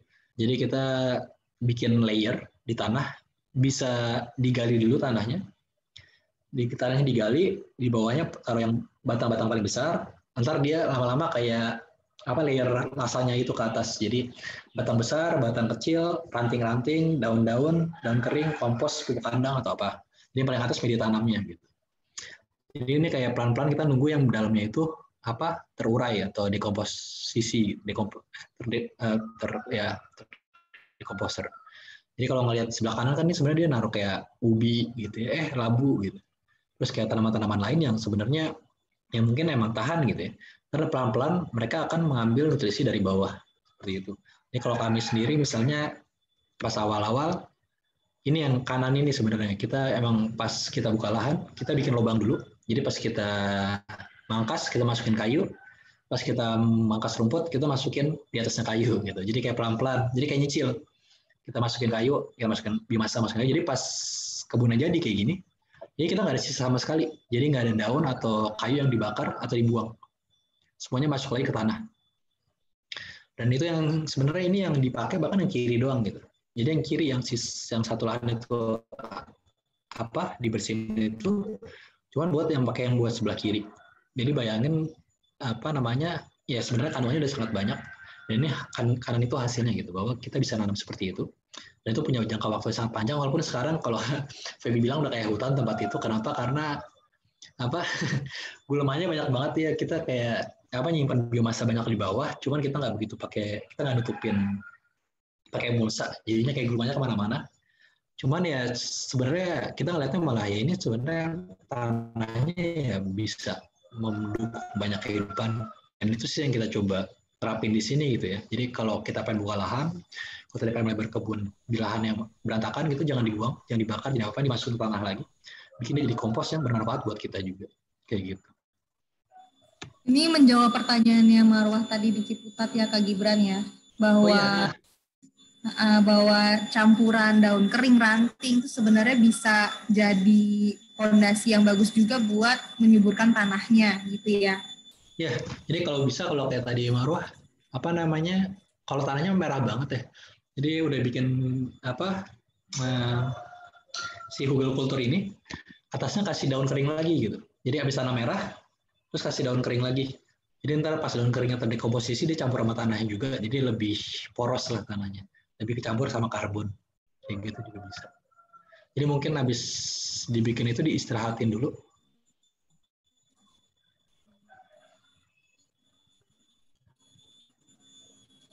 Oke, halo? Halo, jelas Mbak? Tiba-tiba diam. Oke. Kak, ini tadi kan Kak Gibran sempat bahas tentang gulma sedikit ya. Ini tadi aku agak skip juga pertanyaan dari Ditya. Apakah ini aku in short aja ya biar singkat.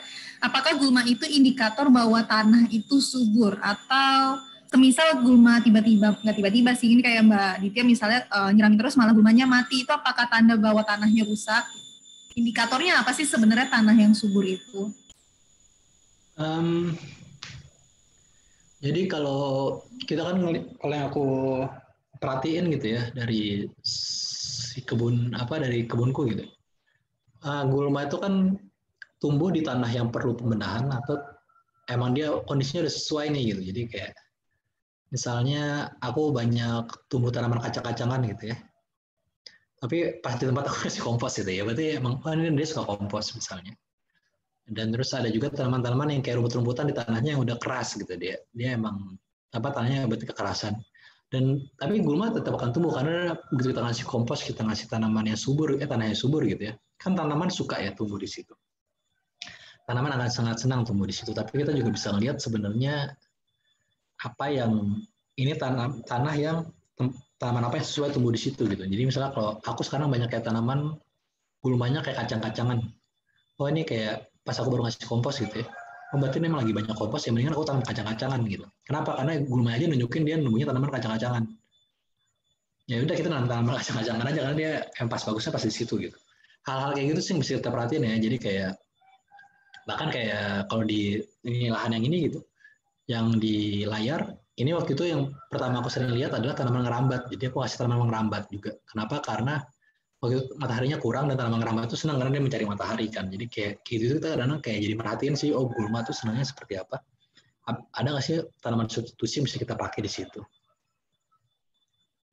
Hal-hal kayak gitu juga bisa. Oke. Ini sebenarnya di chat juga terjadi diskusi yang menarik, jadi aku terbagi dua sedikit, tapi nggak apa-apa. Saja nggak apa-apa. Karena menarik banget pengalaman teman-teman nih, kayaknya macam-macam banget. Ada yang udah memang nyoba ngompos dengan cara yang mirip-mirip banana circle, terus ada juga yang malah justru dengan ini aja ya, simple-simple aja gitu, misalnya ngerendam kulit pisang dan sebagainya. Jadi sebenarnya memberikan nutrisi pada tanah tuh nggak pernah ada satu cara ya Kak Gibran ya? Benar banget. Karena kan kita lebih, kalau aku senangnya apa namanya, kan kita selalu ada emisi karbon ya, pelepasan karbon ke udara. Mungkin ada yang pernah nonton apa namanya soil itu, Feb? Lupa di Netflix. Ground. Kiss the Ground ya.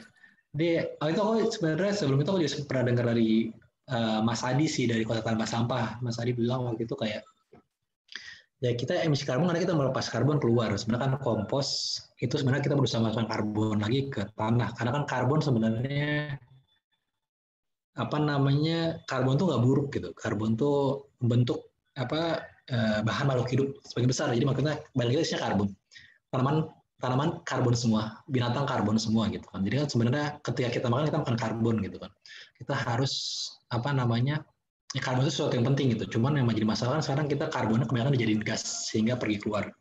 Cuman kita berusaha sekarang adalah kan masukkan karbon lagi ke tanah.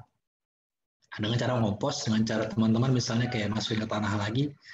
Ya hal seperti itu sih sebenarnya ketika kita berusaha mengembalikan lagi apa yang harusnya ada di tanah gitu. Lebih ke arah sana. Jadi mungkin konsepnya seperti itu ya. Oke. Silakan dilanjutkan. Oke, aku coba lanjutin lagi. Nggak apa, diskusi sama Feby aja di chat ya, nggak masalah. Tapi aku coba jelasin dikit, ntar kita akan lagi banyak diskusi lah. Nah, terus ini yang aku senang lakuin di kebun.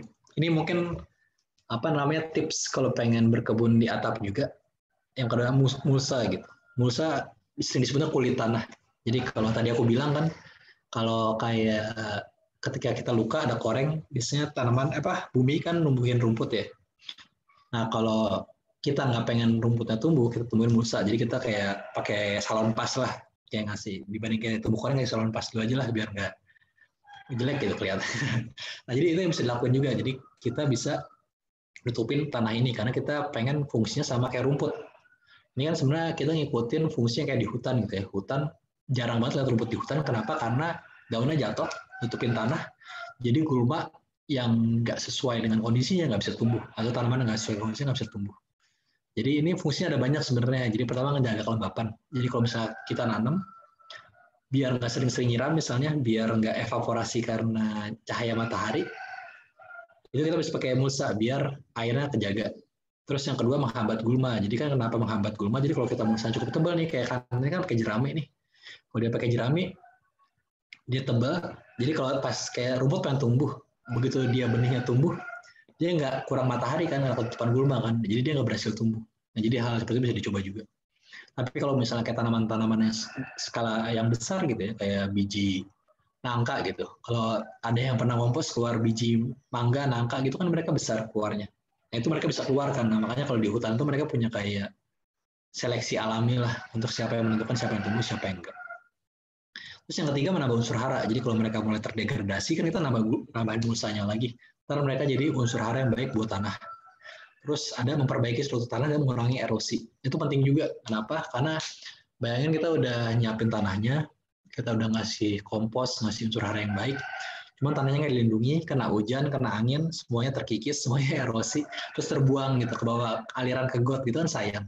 Jadi mulsa juga sebenarnya ngebantu dalam artian begitu kita tutupin, air hujan ini ketahan dulu sama mulsanya, ketahan sama daun-daunnya misalnya.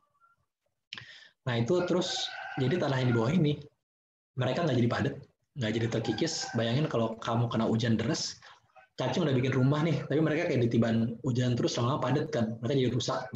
Aku jadi makhluk hidup juga malas kayak bikin rumah tapi rusakin terus, kayak gitu. Dan kalau mulsa, kalau ada yang belum kebayang, bayangin kalau di pertanian kan mereka suka pakai plastik yang nutupin tanah, itu namanya mulsa. Itu kayak nanam cabai, biasanya ada lubang kecil di plastiknya tuh tanah cabai tumbuh, nah itu mulsa. Cuman karena kita pengen tadi dengan disiplin etika yang baik gitu ya, kita pengen gimana caranya kita nggak merusak alam, kita pengen selaras dengan alam ya kita bikin dengan kenapa nggak pakai yang alami aja kalau kita punya. Salah satunya dengan misalnya ini jerami. Kalau di daerah pertanian aku nggak yakin kalau di Jabodetabek bisa jadi jerami gitu ya. Kalau di Sendalu misalnya kami pakai ada mulsa hijau. Mulsa hijau bisa pakai tanaman apa yang hidup gitu. Jadi kalau di kami misalnya pakai namanya pintopinat atau kalau bahasa Sundanya landep, kalau di tukang tanaman namanya kacang-kacangan.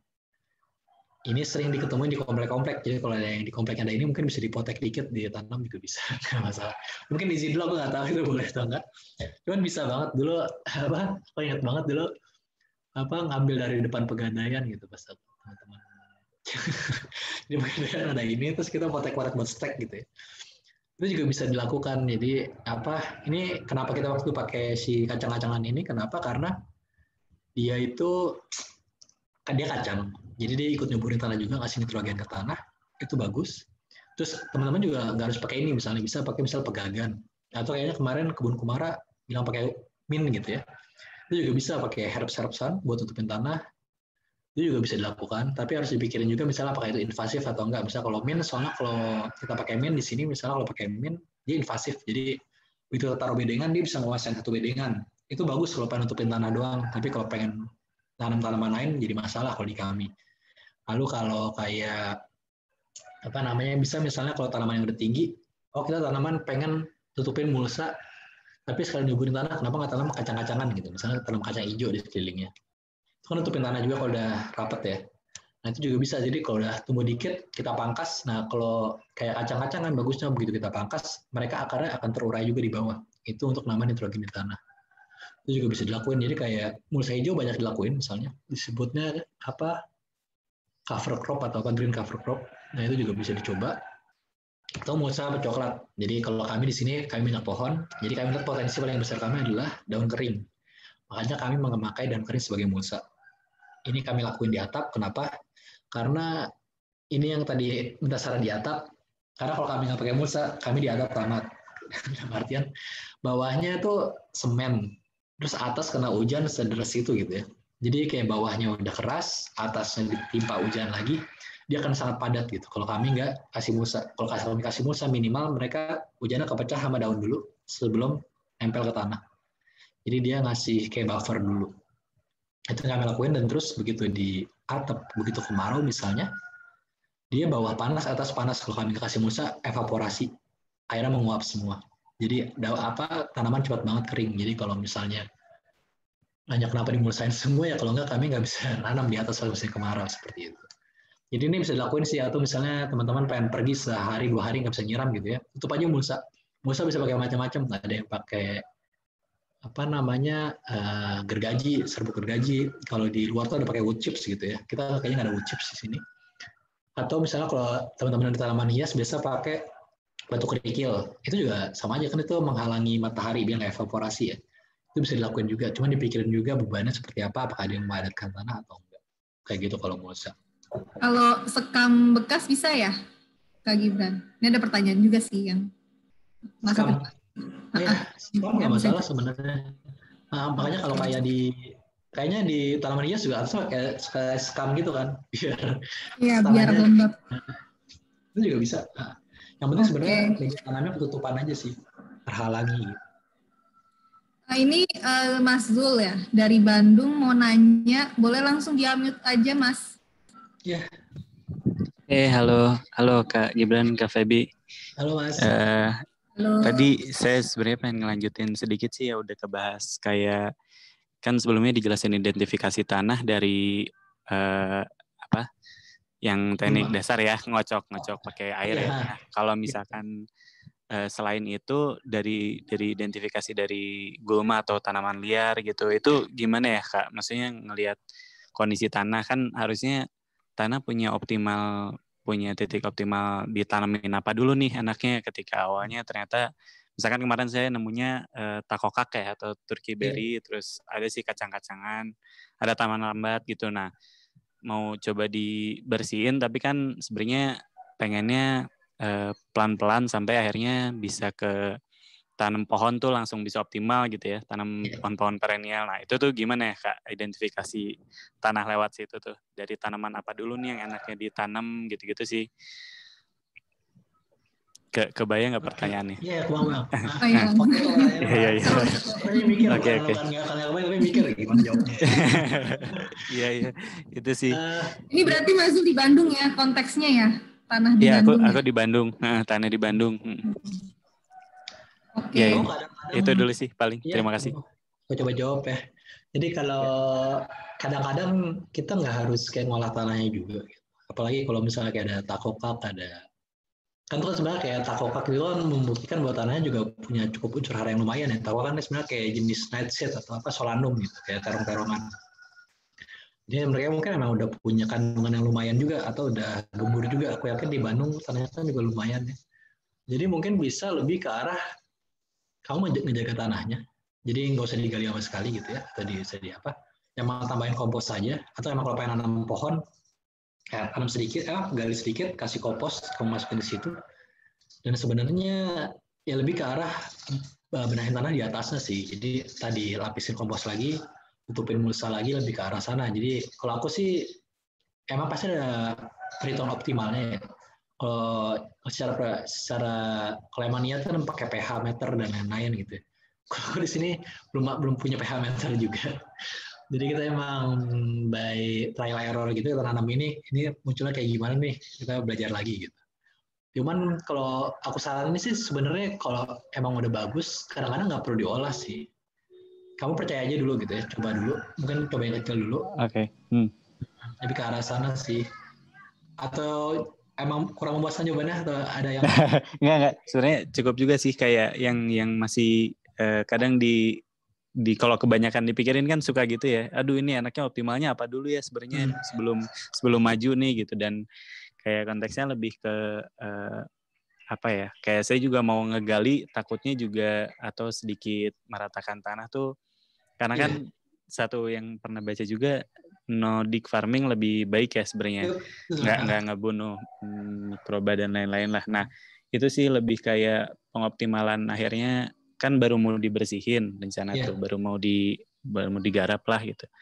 Jadi kayak lebih apakah ada step by step penanaman dulu kah sampai ke saya misalkan mau nanam pohon buah gitu ya, kayak gitu-gitu sih. Maksudnya itu ya. Iya lebih ke sana sih sebenarnya. Iya itu sih. Makasih sebelumnya. Iya. Jadi kalau kayak gitu biasanya ya kalau di permukaan sendiri kita emang mulainya dari emang kan kita nambahin nutrisi ya. Jadi mulai dari kacang-kacangan sebenarnya. Jadi kalau aku saranin kalau pengen mau mulai kacang-kacangan dulu. Kacang-kacangan dalam artian kacang-kacangan bisa dibagi 3 juga, bisa kacang-kacangan kecil, tengah, besar. Jadi kalau ada kayak kacang hijau, kacang panjang, kacang tanah itu kan kecil ya. Cuman ada yang tengah nih kayak turi, gamal, terus ada bukan kaliandra ya, yang warna merah-merah itu di pinggir tol, aku nggak tahu itu namanya apa, pete-petean gitu. Iya. Terus ada juga yang gede gitu kayak asem, munggur gitu. Nah jadi kalau emang pengen bikin kayak hutan pangan, emang awal-awal ada tanaman kacang-kacangan yang besar itu yang berjarak sesuai, tapi sambil tanam kacang-kacangan yang kecil-kecil dulu. Yang kayak kecil, nyuburin tanahnya gitu kan.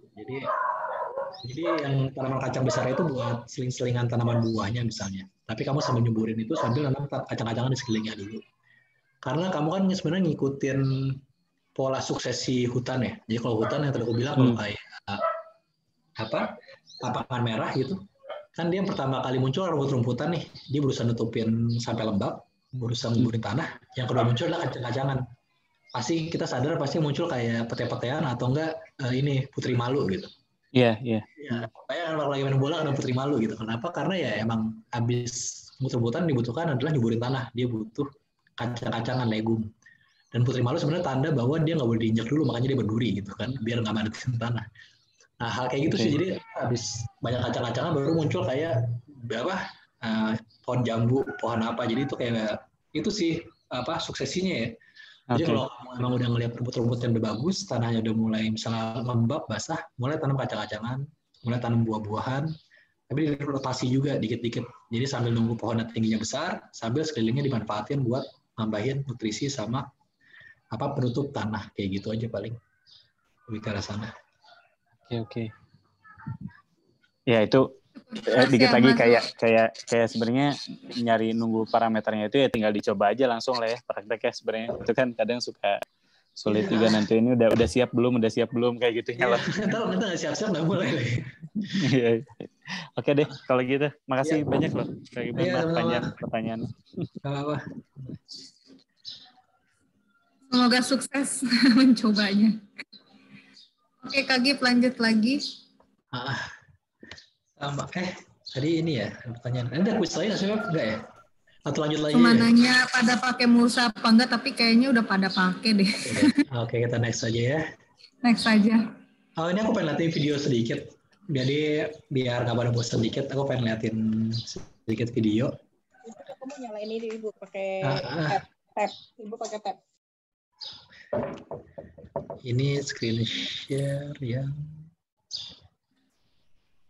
Oke. Jangan lupa share komputer soundnya ya Kak. Oh iya benar.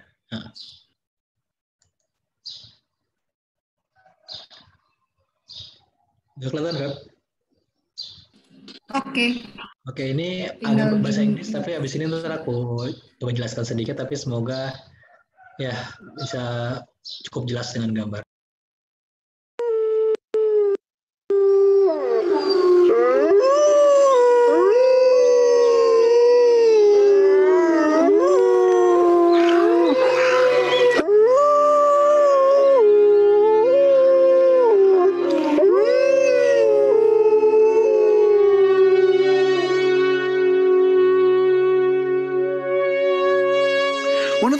Exciting scientific findings of the past half century has been the discovery of widespread trophic cascades.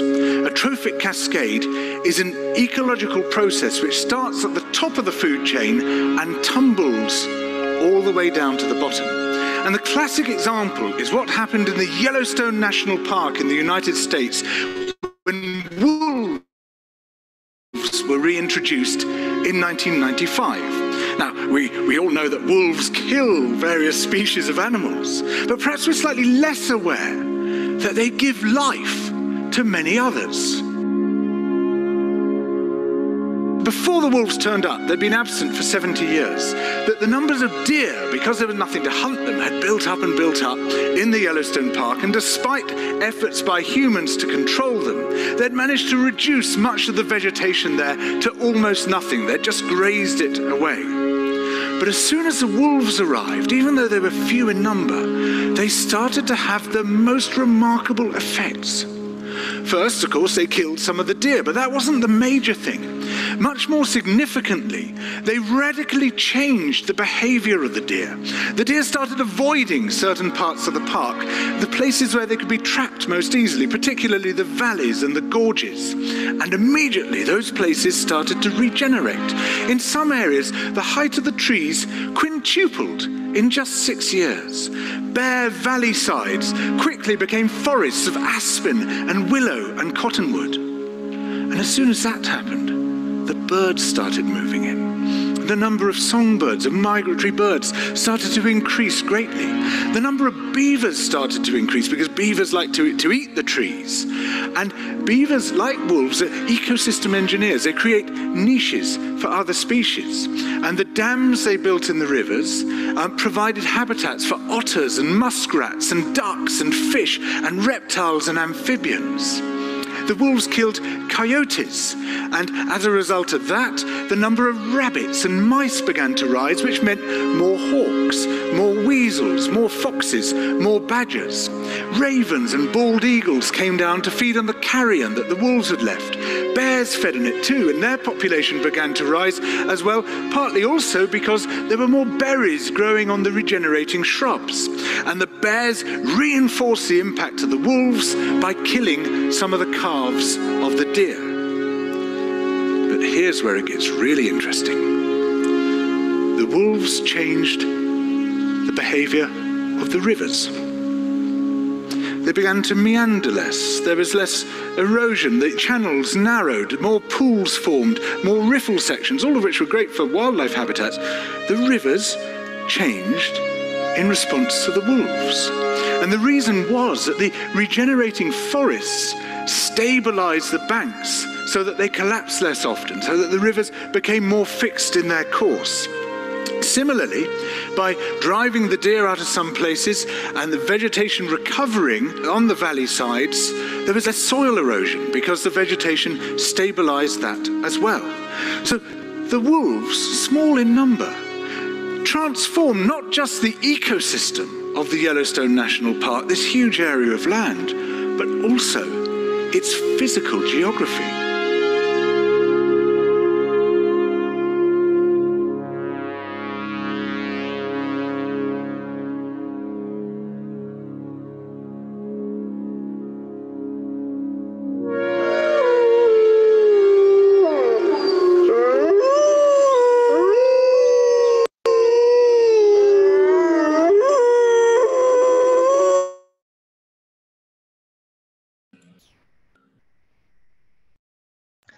Ya, begitu tadi seri video sedikit. Sebenarnya lebih ke arah pengen kami ngelihatnya sebenarnya ini sangat mirip dengan, bukan sangat mirip ya, tapi yang dari tadi berusaha kami jelasin juga sebenarnya. Semuanya saling terkoneksi, semuanya saling punya peran masing-masing dan ini sangat berpengaruh ketika keinginan kita gitu ya. Keinginan kita pengen nanam apa, kita pengen numbuhin apa, kita pengen ada apa di tempat kita misalnya. Kita pengen semua yang kita pengen kan, tapi kan masing-masing punya peran masing-masing. Kadang-kadang kalau misalnya aku nanam di sini gitu ya, kalau tadi kayak kasusnya Masul, aku harus nanam apa dulu nih, dan ntar kadang-kadang ada tanaman yang kita pengen tanam juga nggak bisa tumbuh di sini, atau misalnya bukan nggak bisa tapi belum bisa tumbuh di sini gitu. Kenapa? Karena komponennya misalnya belum cukup. Jadi kalau tadi ngeliat video tadi kan kita ngelihat bahwa ketika kita ngelihat serigala lama-lama habis karena perburuan, karena misalnya kalau orang lihat misalnya kayak bahaya gitu. Tapi sebenarnya bahkan serigala pun bisa mempengaruhi sungai gitu, bahwa begitu nggak ada serigala, nggak ada yang mengembalakan bison misalnya, nggak ada yang bison akhirnya menghadirkan vegetasi, merusak vegetasi di sekitar sungai. Tapi begitu ada serigala lagi, vegetasi balik, sungai kembali, ini banyak makhluk hidup lain. Dan ini kan sebenarnya kalau kita melihat, kita bisa ngaruh ke tanah kita gitu ya, kita pengen tanah kita mengandung apa aja. Dan kadang-kadang itu sangat agak kayak egois gitu ya, kita kayak pengen semuanya yang kita pengen. Cuma sebenarnya kita nggak tahu bahwa di dalam itu ada sekian banyak ratusan atau ribuan jutaan hal yang saling terkoneksi yang kita nggak sadari juga. Dan kadang-kadang ketika kita pengen sesuatu, kita malah menggunakan satu solusi yang malah merusak. Jadi itu yang harus dihati-hati juga. Gimana caranya begitu kita pengen merubah sesuatu, apakah ini ada dampaknya, ada enggaknya kalau kita pengen ini. Makanya kalau aku sendiri atau misalnya Sendal sendiri, kita berusaha gimana caranya, ya bukan kayak kita menambah misalnya, ini butuh bakteri ini, butuh bakteri itu gitu ya.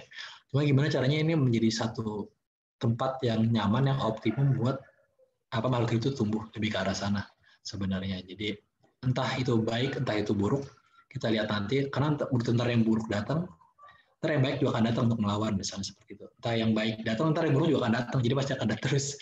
Itu akan terjadi saling berusaha saling menyeimbangkan. Tapi itu mungkin yang menariknya ya, dan itu yang coba kita biarkan di sini, dan semoga akan menjadi kekayaan yang baru di kebun ini juga.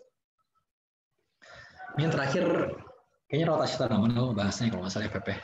Jadi ini salah satu hal yang bisa diterapin juga di rumah. Jadi mungkin nggak harus yang lahan yang besar banget di sawah atau pertanian, tapi juga misalnya bisa di pot-pot gitu. Misalnya punya 8 pot tapi yang agak besar gitu kan, ada suka ada pot panjang gitu ya. Anggap aja beda yang kecil gitu.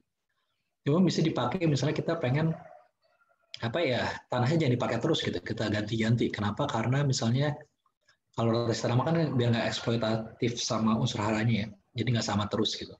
Kalau kita lihat misalnya yang tadi aku bilang di Jawa, kayak ganti tembakau, ganti cabai padinya, ganti jagung.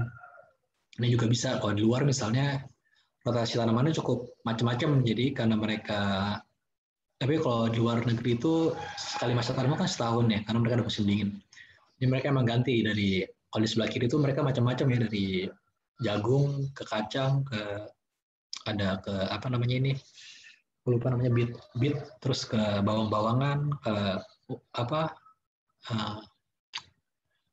melon-melonan, terus ke sunflower family atau daun-daunan, ke brassica, ke keluarga wortel, ke keluarga tomat.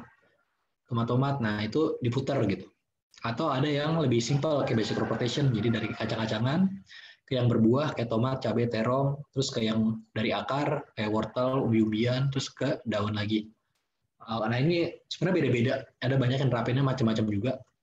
Nah kalau di Sendal sendiri kami makanya kayak gini. Ini kenapa? Karena tadinya kami mencoba pakai yang 6 atau 9 gitu ya. Cuma itu susah banget, bukan susah sih, tapi kayak ribet banget. Dan buat kami akhirnya kami mencari sesuatu yang lebih cocok buat kami. Kami punya 12 bedengan. Jadi gimana 12 bedengan ini bisa cukup seimbang. Jadi akhirnya kami makanya kayak gini. Jadi dari nanam kacang-kacangan, kami tukar ke antara padi-padian tuh kayak, kalau di sini kami nggak nanam padi tapi nanamnya jagung sama sorghum. Jadi dari kacang-kacangan, misalnya kami nanam kacang tanah atau kacang kedelai gitu ya, atau edamame. Terus berikutnya kami nanam padi-padian atau bisa nanam sorghum atau jagung, atau sayur-sayuran. Jadi tergantung nih dari 12 ini kita udah ada padi-padian atau belum. Kalau belum padi-padian, kalau udah kita nanam sayur-sayuran. Sayuran kayak sawi, pakcoy dan lain-lain gitu ya, kailan. Nah terus habis itu ganti ke keluarga solanum. Keluarga solanum tuh cabai, terong, tomat dan lain-lain. Ini kenapa berdasarkan keluarga? Aku lupa jelasin tadi. Jadi kenapa kita nama berdasarkan keluarga? Karena keluarga itu biasanya yang kebutuhan nutrisinya hampir sama, jadi kebutuhan makannya sama. Dan juga hamanya hampir sama, itu yang jadi pertimbangan juga gitu. Jadi kayak hamanya cabai, tomat, terong nggak jauh beda. Hamanya kayak selada-seladaan nggak jauh beda. Hamanya kacang-kacangan juga nggak jauh beda. Nah, jadi itu yang kita coba ini ya, pisah-pisahin ya. Jadi makanya ini putarannya kayak gitu. Kacang-kacangan, kepada-kepada itu sayuran kalau di sini. Terus ke keluarga cabai, solanum. Atau kita kalau nggak nanam kayak cabai, terong, tomat, kita nanam labu-labuan. Entah itu labu, oyong, terus melon, bukan melon, semangka gitu. Nah, terus terakhir baru sebelum ke legume lagi kita nanam ubi-ubian. Jadi kita nanam ubi manis, terus ya kebanyakan ubi-ubian sih, kita ubi-ubian belum banyak eksperimen, jadi baru segitu. Jadi kita putarannya kayak gini. Nah ubi-ubian kan tapi juga bisa dimakan daunnya kan, jadi kayak sebenarnya itu juga cukup melengkapi lah sebenarnya. Kalau di rotasi tanaman sebenarnya seperti ini, nanti kalau ditanya silahkan tanya-tanya aja. Lalu yang terakhir juga adalah tumpang sari. Jadi tadi kan kita ada variasi tanaman ya, salah satu yang harus dipikirin kalau mengelola tanah. Ini kenapa? Karena begitu kita tumpang sari, dia bisa menjaga kelembapan karena dia tanamnya lebih rapat. Apalagi kalau kita nanam tanaman yang tanaman tahunan gitu.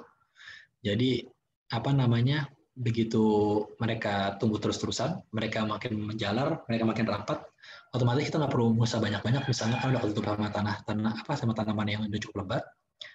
Lalu kita juga bisa bikin giot-giot, jadi bikin kelompok-kelompok tanaman sehingga saling menguntungkan. Misalnya kayak kacang pinggiran dengan apa, dicampur sama apa. Nah itu bisa dicampur-campur, saling menguntungkan. Makanya kalau lihat di foto ini kita ada kenikir, ada turi, ada sorghum.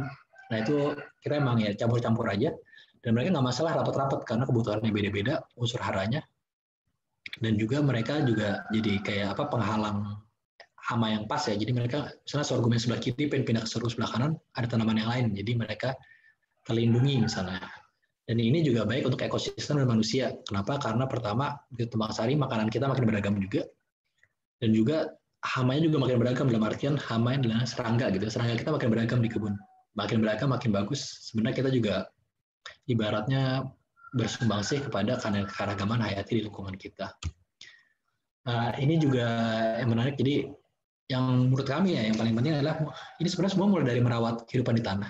Jadi begitu kita merawat kehidupan di tanah, otomatis dengan cara merawat itu, dengan cara tumpang sari dan lain-lain, kita juga menemukan ekosistem di permukaan. Kita ada lembah, kita ada kepik, kita ada semut, kita ada rayap, bahkan ada kadal, katak, dan lain-lain. Dan ini akhirnya juga memperkaya asupan makanan kita. Jadi begitu kita nanam macam-macam, kita rotasi tanaman, kita nanam tumpang sari, otomatis makanan kita macam-macam. Karena di Sendalu sendiri kita yang utama 2, makan secukupnya dan makan bervariasi mungkin. Karena itu yang buat kami paling penting adalah hal makanan. Dan yang terakhir dari makanan kita kaya dan juga membuka ruang kolaborasi gitu. Yang kita sadari misalnya dari ekosistem ini adalah semuanya punya peran, semua punya fungsi, ada yang baik, ada yang buruk, dan semua nggak cuman hitam dan putih gitu ya. Dan itu juga sama kayak di mana? Juga sama kayak di kehidupan sosial juga gitu ya. Ada yang baik, ada yang jahat atau galak, tapi semua punya perannya masing-masing, semua saling terkoneksi, dan itu sebenarnya membuka juga ruang kolaborasi. Lembarnya setiap kita melihat orang, kita harus bekerja bareng-bareng.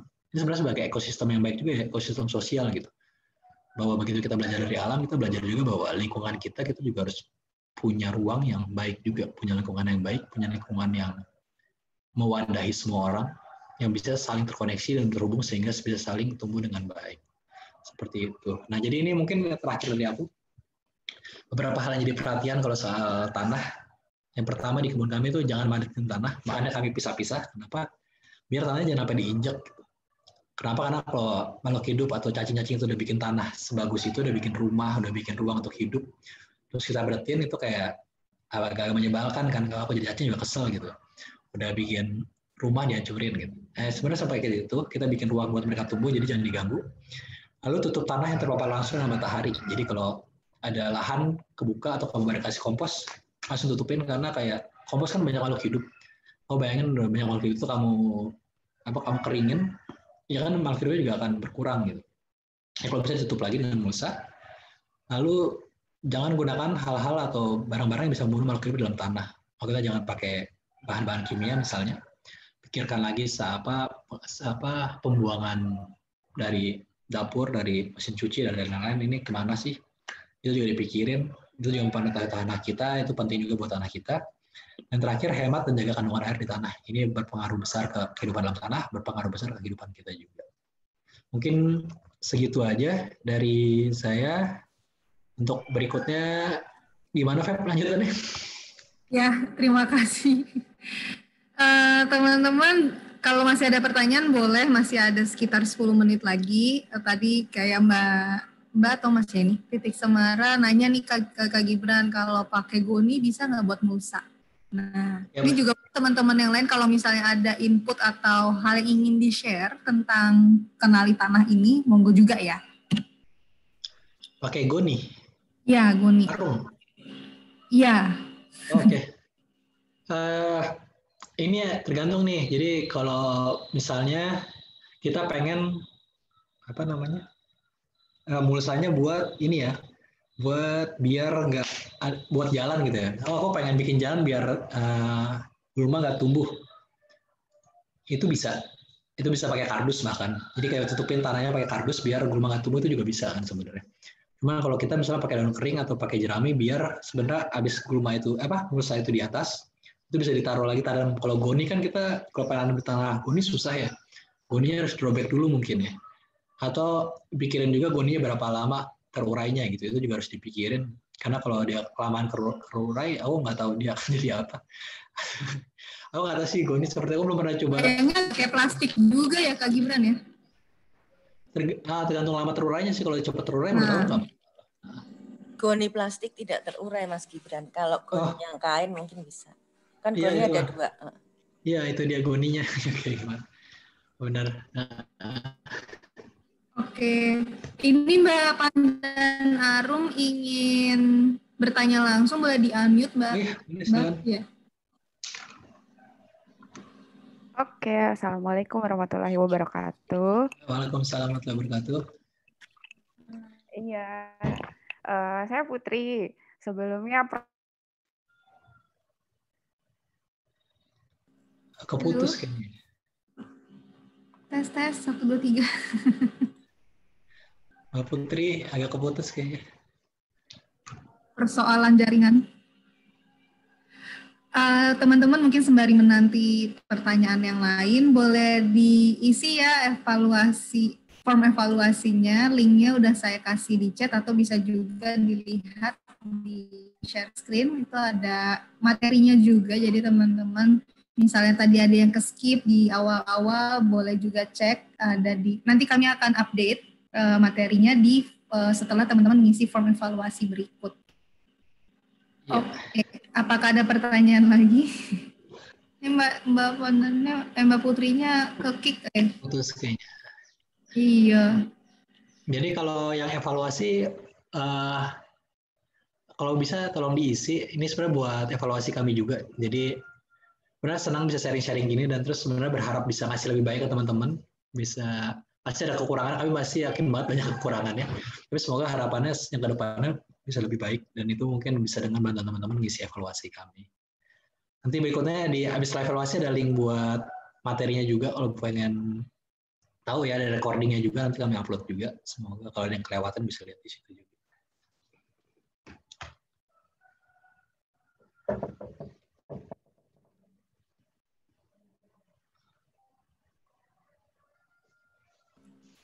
Oke, kalau tidak ada, mau tanya langsung boleh, Mbak. Silakan di-unmute aja. Iya, selamat siang. Iya, siang. Tadi saya sebenarnya kurang ngerti yang soal mulsa. Jadi kalau misalnya, saya sih sebenarnya belum pernah nyoba. Ini baru pertama banget ya, jadi belum banyak istilah-istilah yang saya sebenarnya kurang ngerti gitu loh. Tapi kalau yang tadi soal mulsa itu berarti kalau misalnya saya punya daun-daunan kering di rumah, yang tadi saya seperti bilang ke Mbak Mbak Hebi bahwa saya kering gunting rumput gitu di belakang, itu banyak daun-daunan kering, itu berarti kita tutupin aja, terus kalau misalnya kita udah punya kompos, kita aurin di atas ya gitu ya Mas, atau gimana sih jadinya? Oke, jadi kalau beda-beda ya. Jadi kalau kami di sini misalnya kami emang ngolah media tanamnya dulu. Jadi kami habis itu tutup mulsa dan kering gitu. Emang agak tebal. Tapi kalau kami pengen nanam lagi, biasanya mulsanya kami geser sedikit, kami gali sedikit, masukin kompos. Nah, masukin tanamannya, kami pengen tanam kayak gitu. Habis itu tutup mulsanya lagi. Jadi mulsanya sebenarnya kayak cuma penutup doang, bukan. Soalnya kalau mulsanya ditutup kompos lagi itu ntar ada lapisan lagi. Itu mungkin aku takutnya pas Mbak Vivi mau menanam, itu malah nanamnya di bagian pas mulsanya, ntar malah susah lagi. Aku biasanya dibuka sedikit gitu sih. Oh, berarti dibuka ya. Jadi oke. Jadi pada saat kita mau masukin ya taruhlah kompos, si mulsanya kita geser dulu ya. Iya, kita geser dulu, ntar baru tutup lagi. Iya. Itu lebih buat tutupin doang sih sebenarnya. Oke, terima kasih. Ya, sama-sama.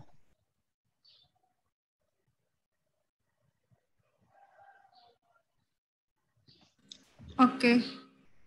Oh, sorry, ini ada soal linknya ya, kepencet close. Bisa di-approve. Oke, sebentar ya. Mungkin teman-teman yang lain juga kalau mau tanya boleh, Bang. Tanya langsung aja, nggak apa-apa. Ini kita udah agak bebas kok. Udah nggak ada materi lagi. Aku lihat chat dulu juga ya. Ya tadi aku nggak baca nih goni plastik ya. Kalau goni plastik mungkin agak susah ya. Kalau pakai goni yang biasa mungkin lebih bisa dipakai kalau buat nutupin ini. Tapi kalau untuk mulsa di tanaman sih aku saranin pakai yang bisa dipisah-pisah, bisa dilepas-lepas gitu.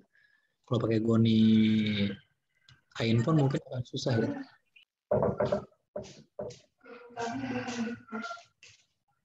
Oh, oke.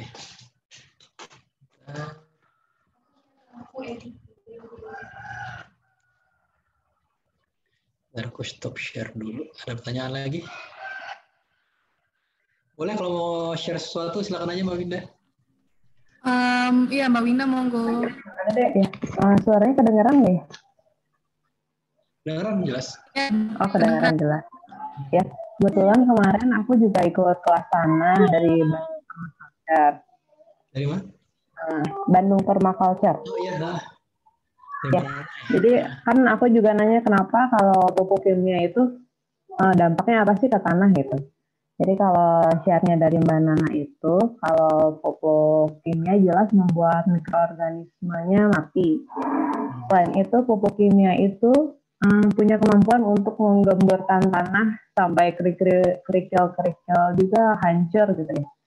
Sedangkan kita kan lapisan tanahnya selain topsoil yang di bawah-bawah kan kerikil juga. Iya. Nah, itu tuh lapisan tanah kita sebenarnya udah sempurna banget untuk penyaring air ya. Untuk menyaring air gitu.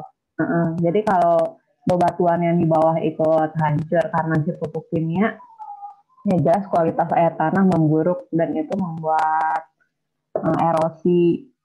Ya seperti kata Mas Gibran tadi ya masalahnya kembali lagi dari tanah itu dan pupuk kimia itu sebenarnya hal yang ya sudah harusnya dihindari gitu.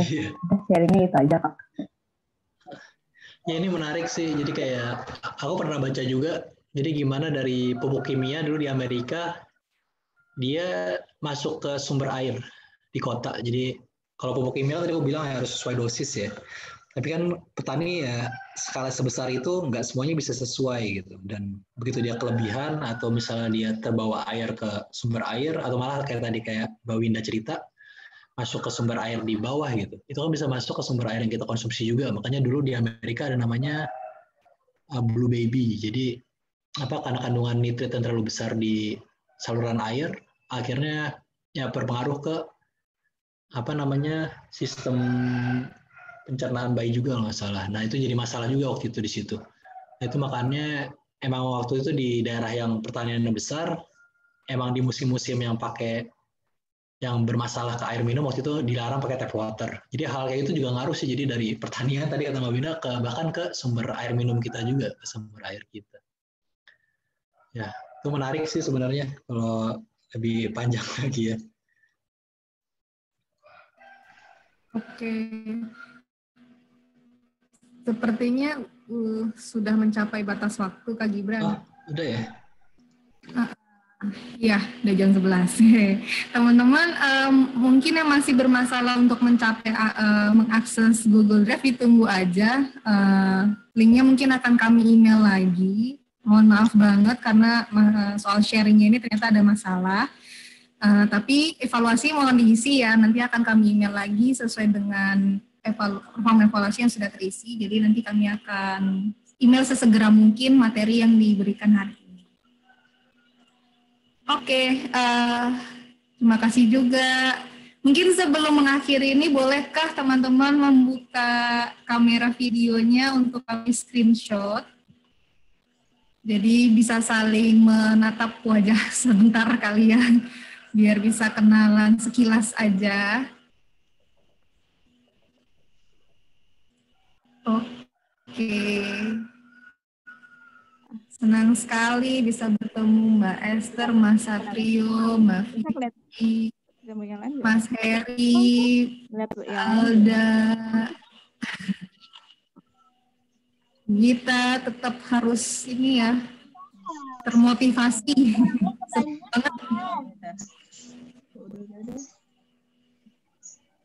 Oke, saya screenshot ya teman-teman. Ini deh, sama Ibu deh. 1, 1, 2, 3.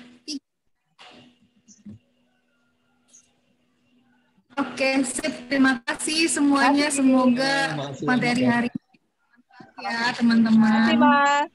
Jangan lupa follow share Instagram. Ya, saya bisa. Terima kasih semuanya. Senang berbagi dengan teman-teman semua. Terima kasih. Now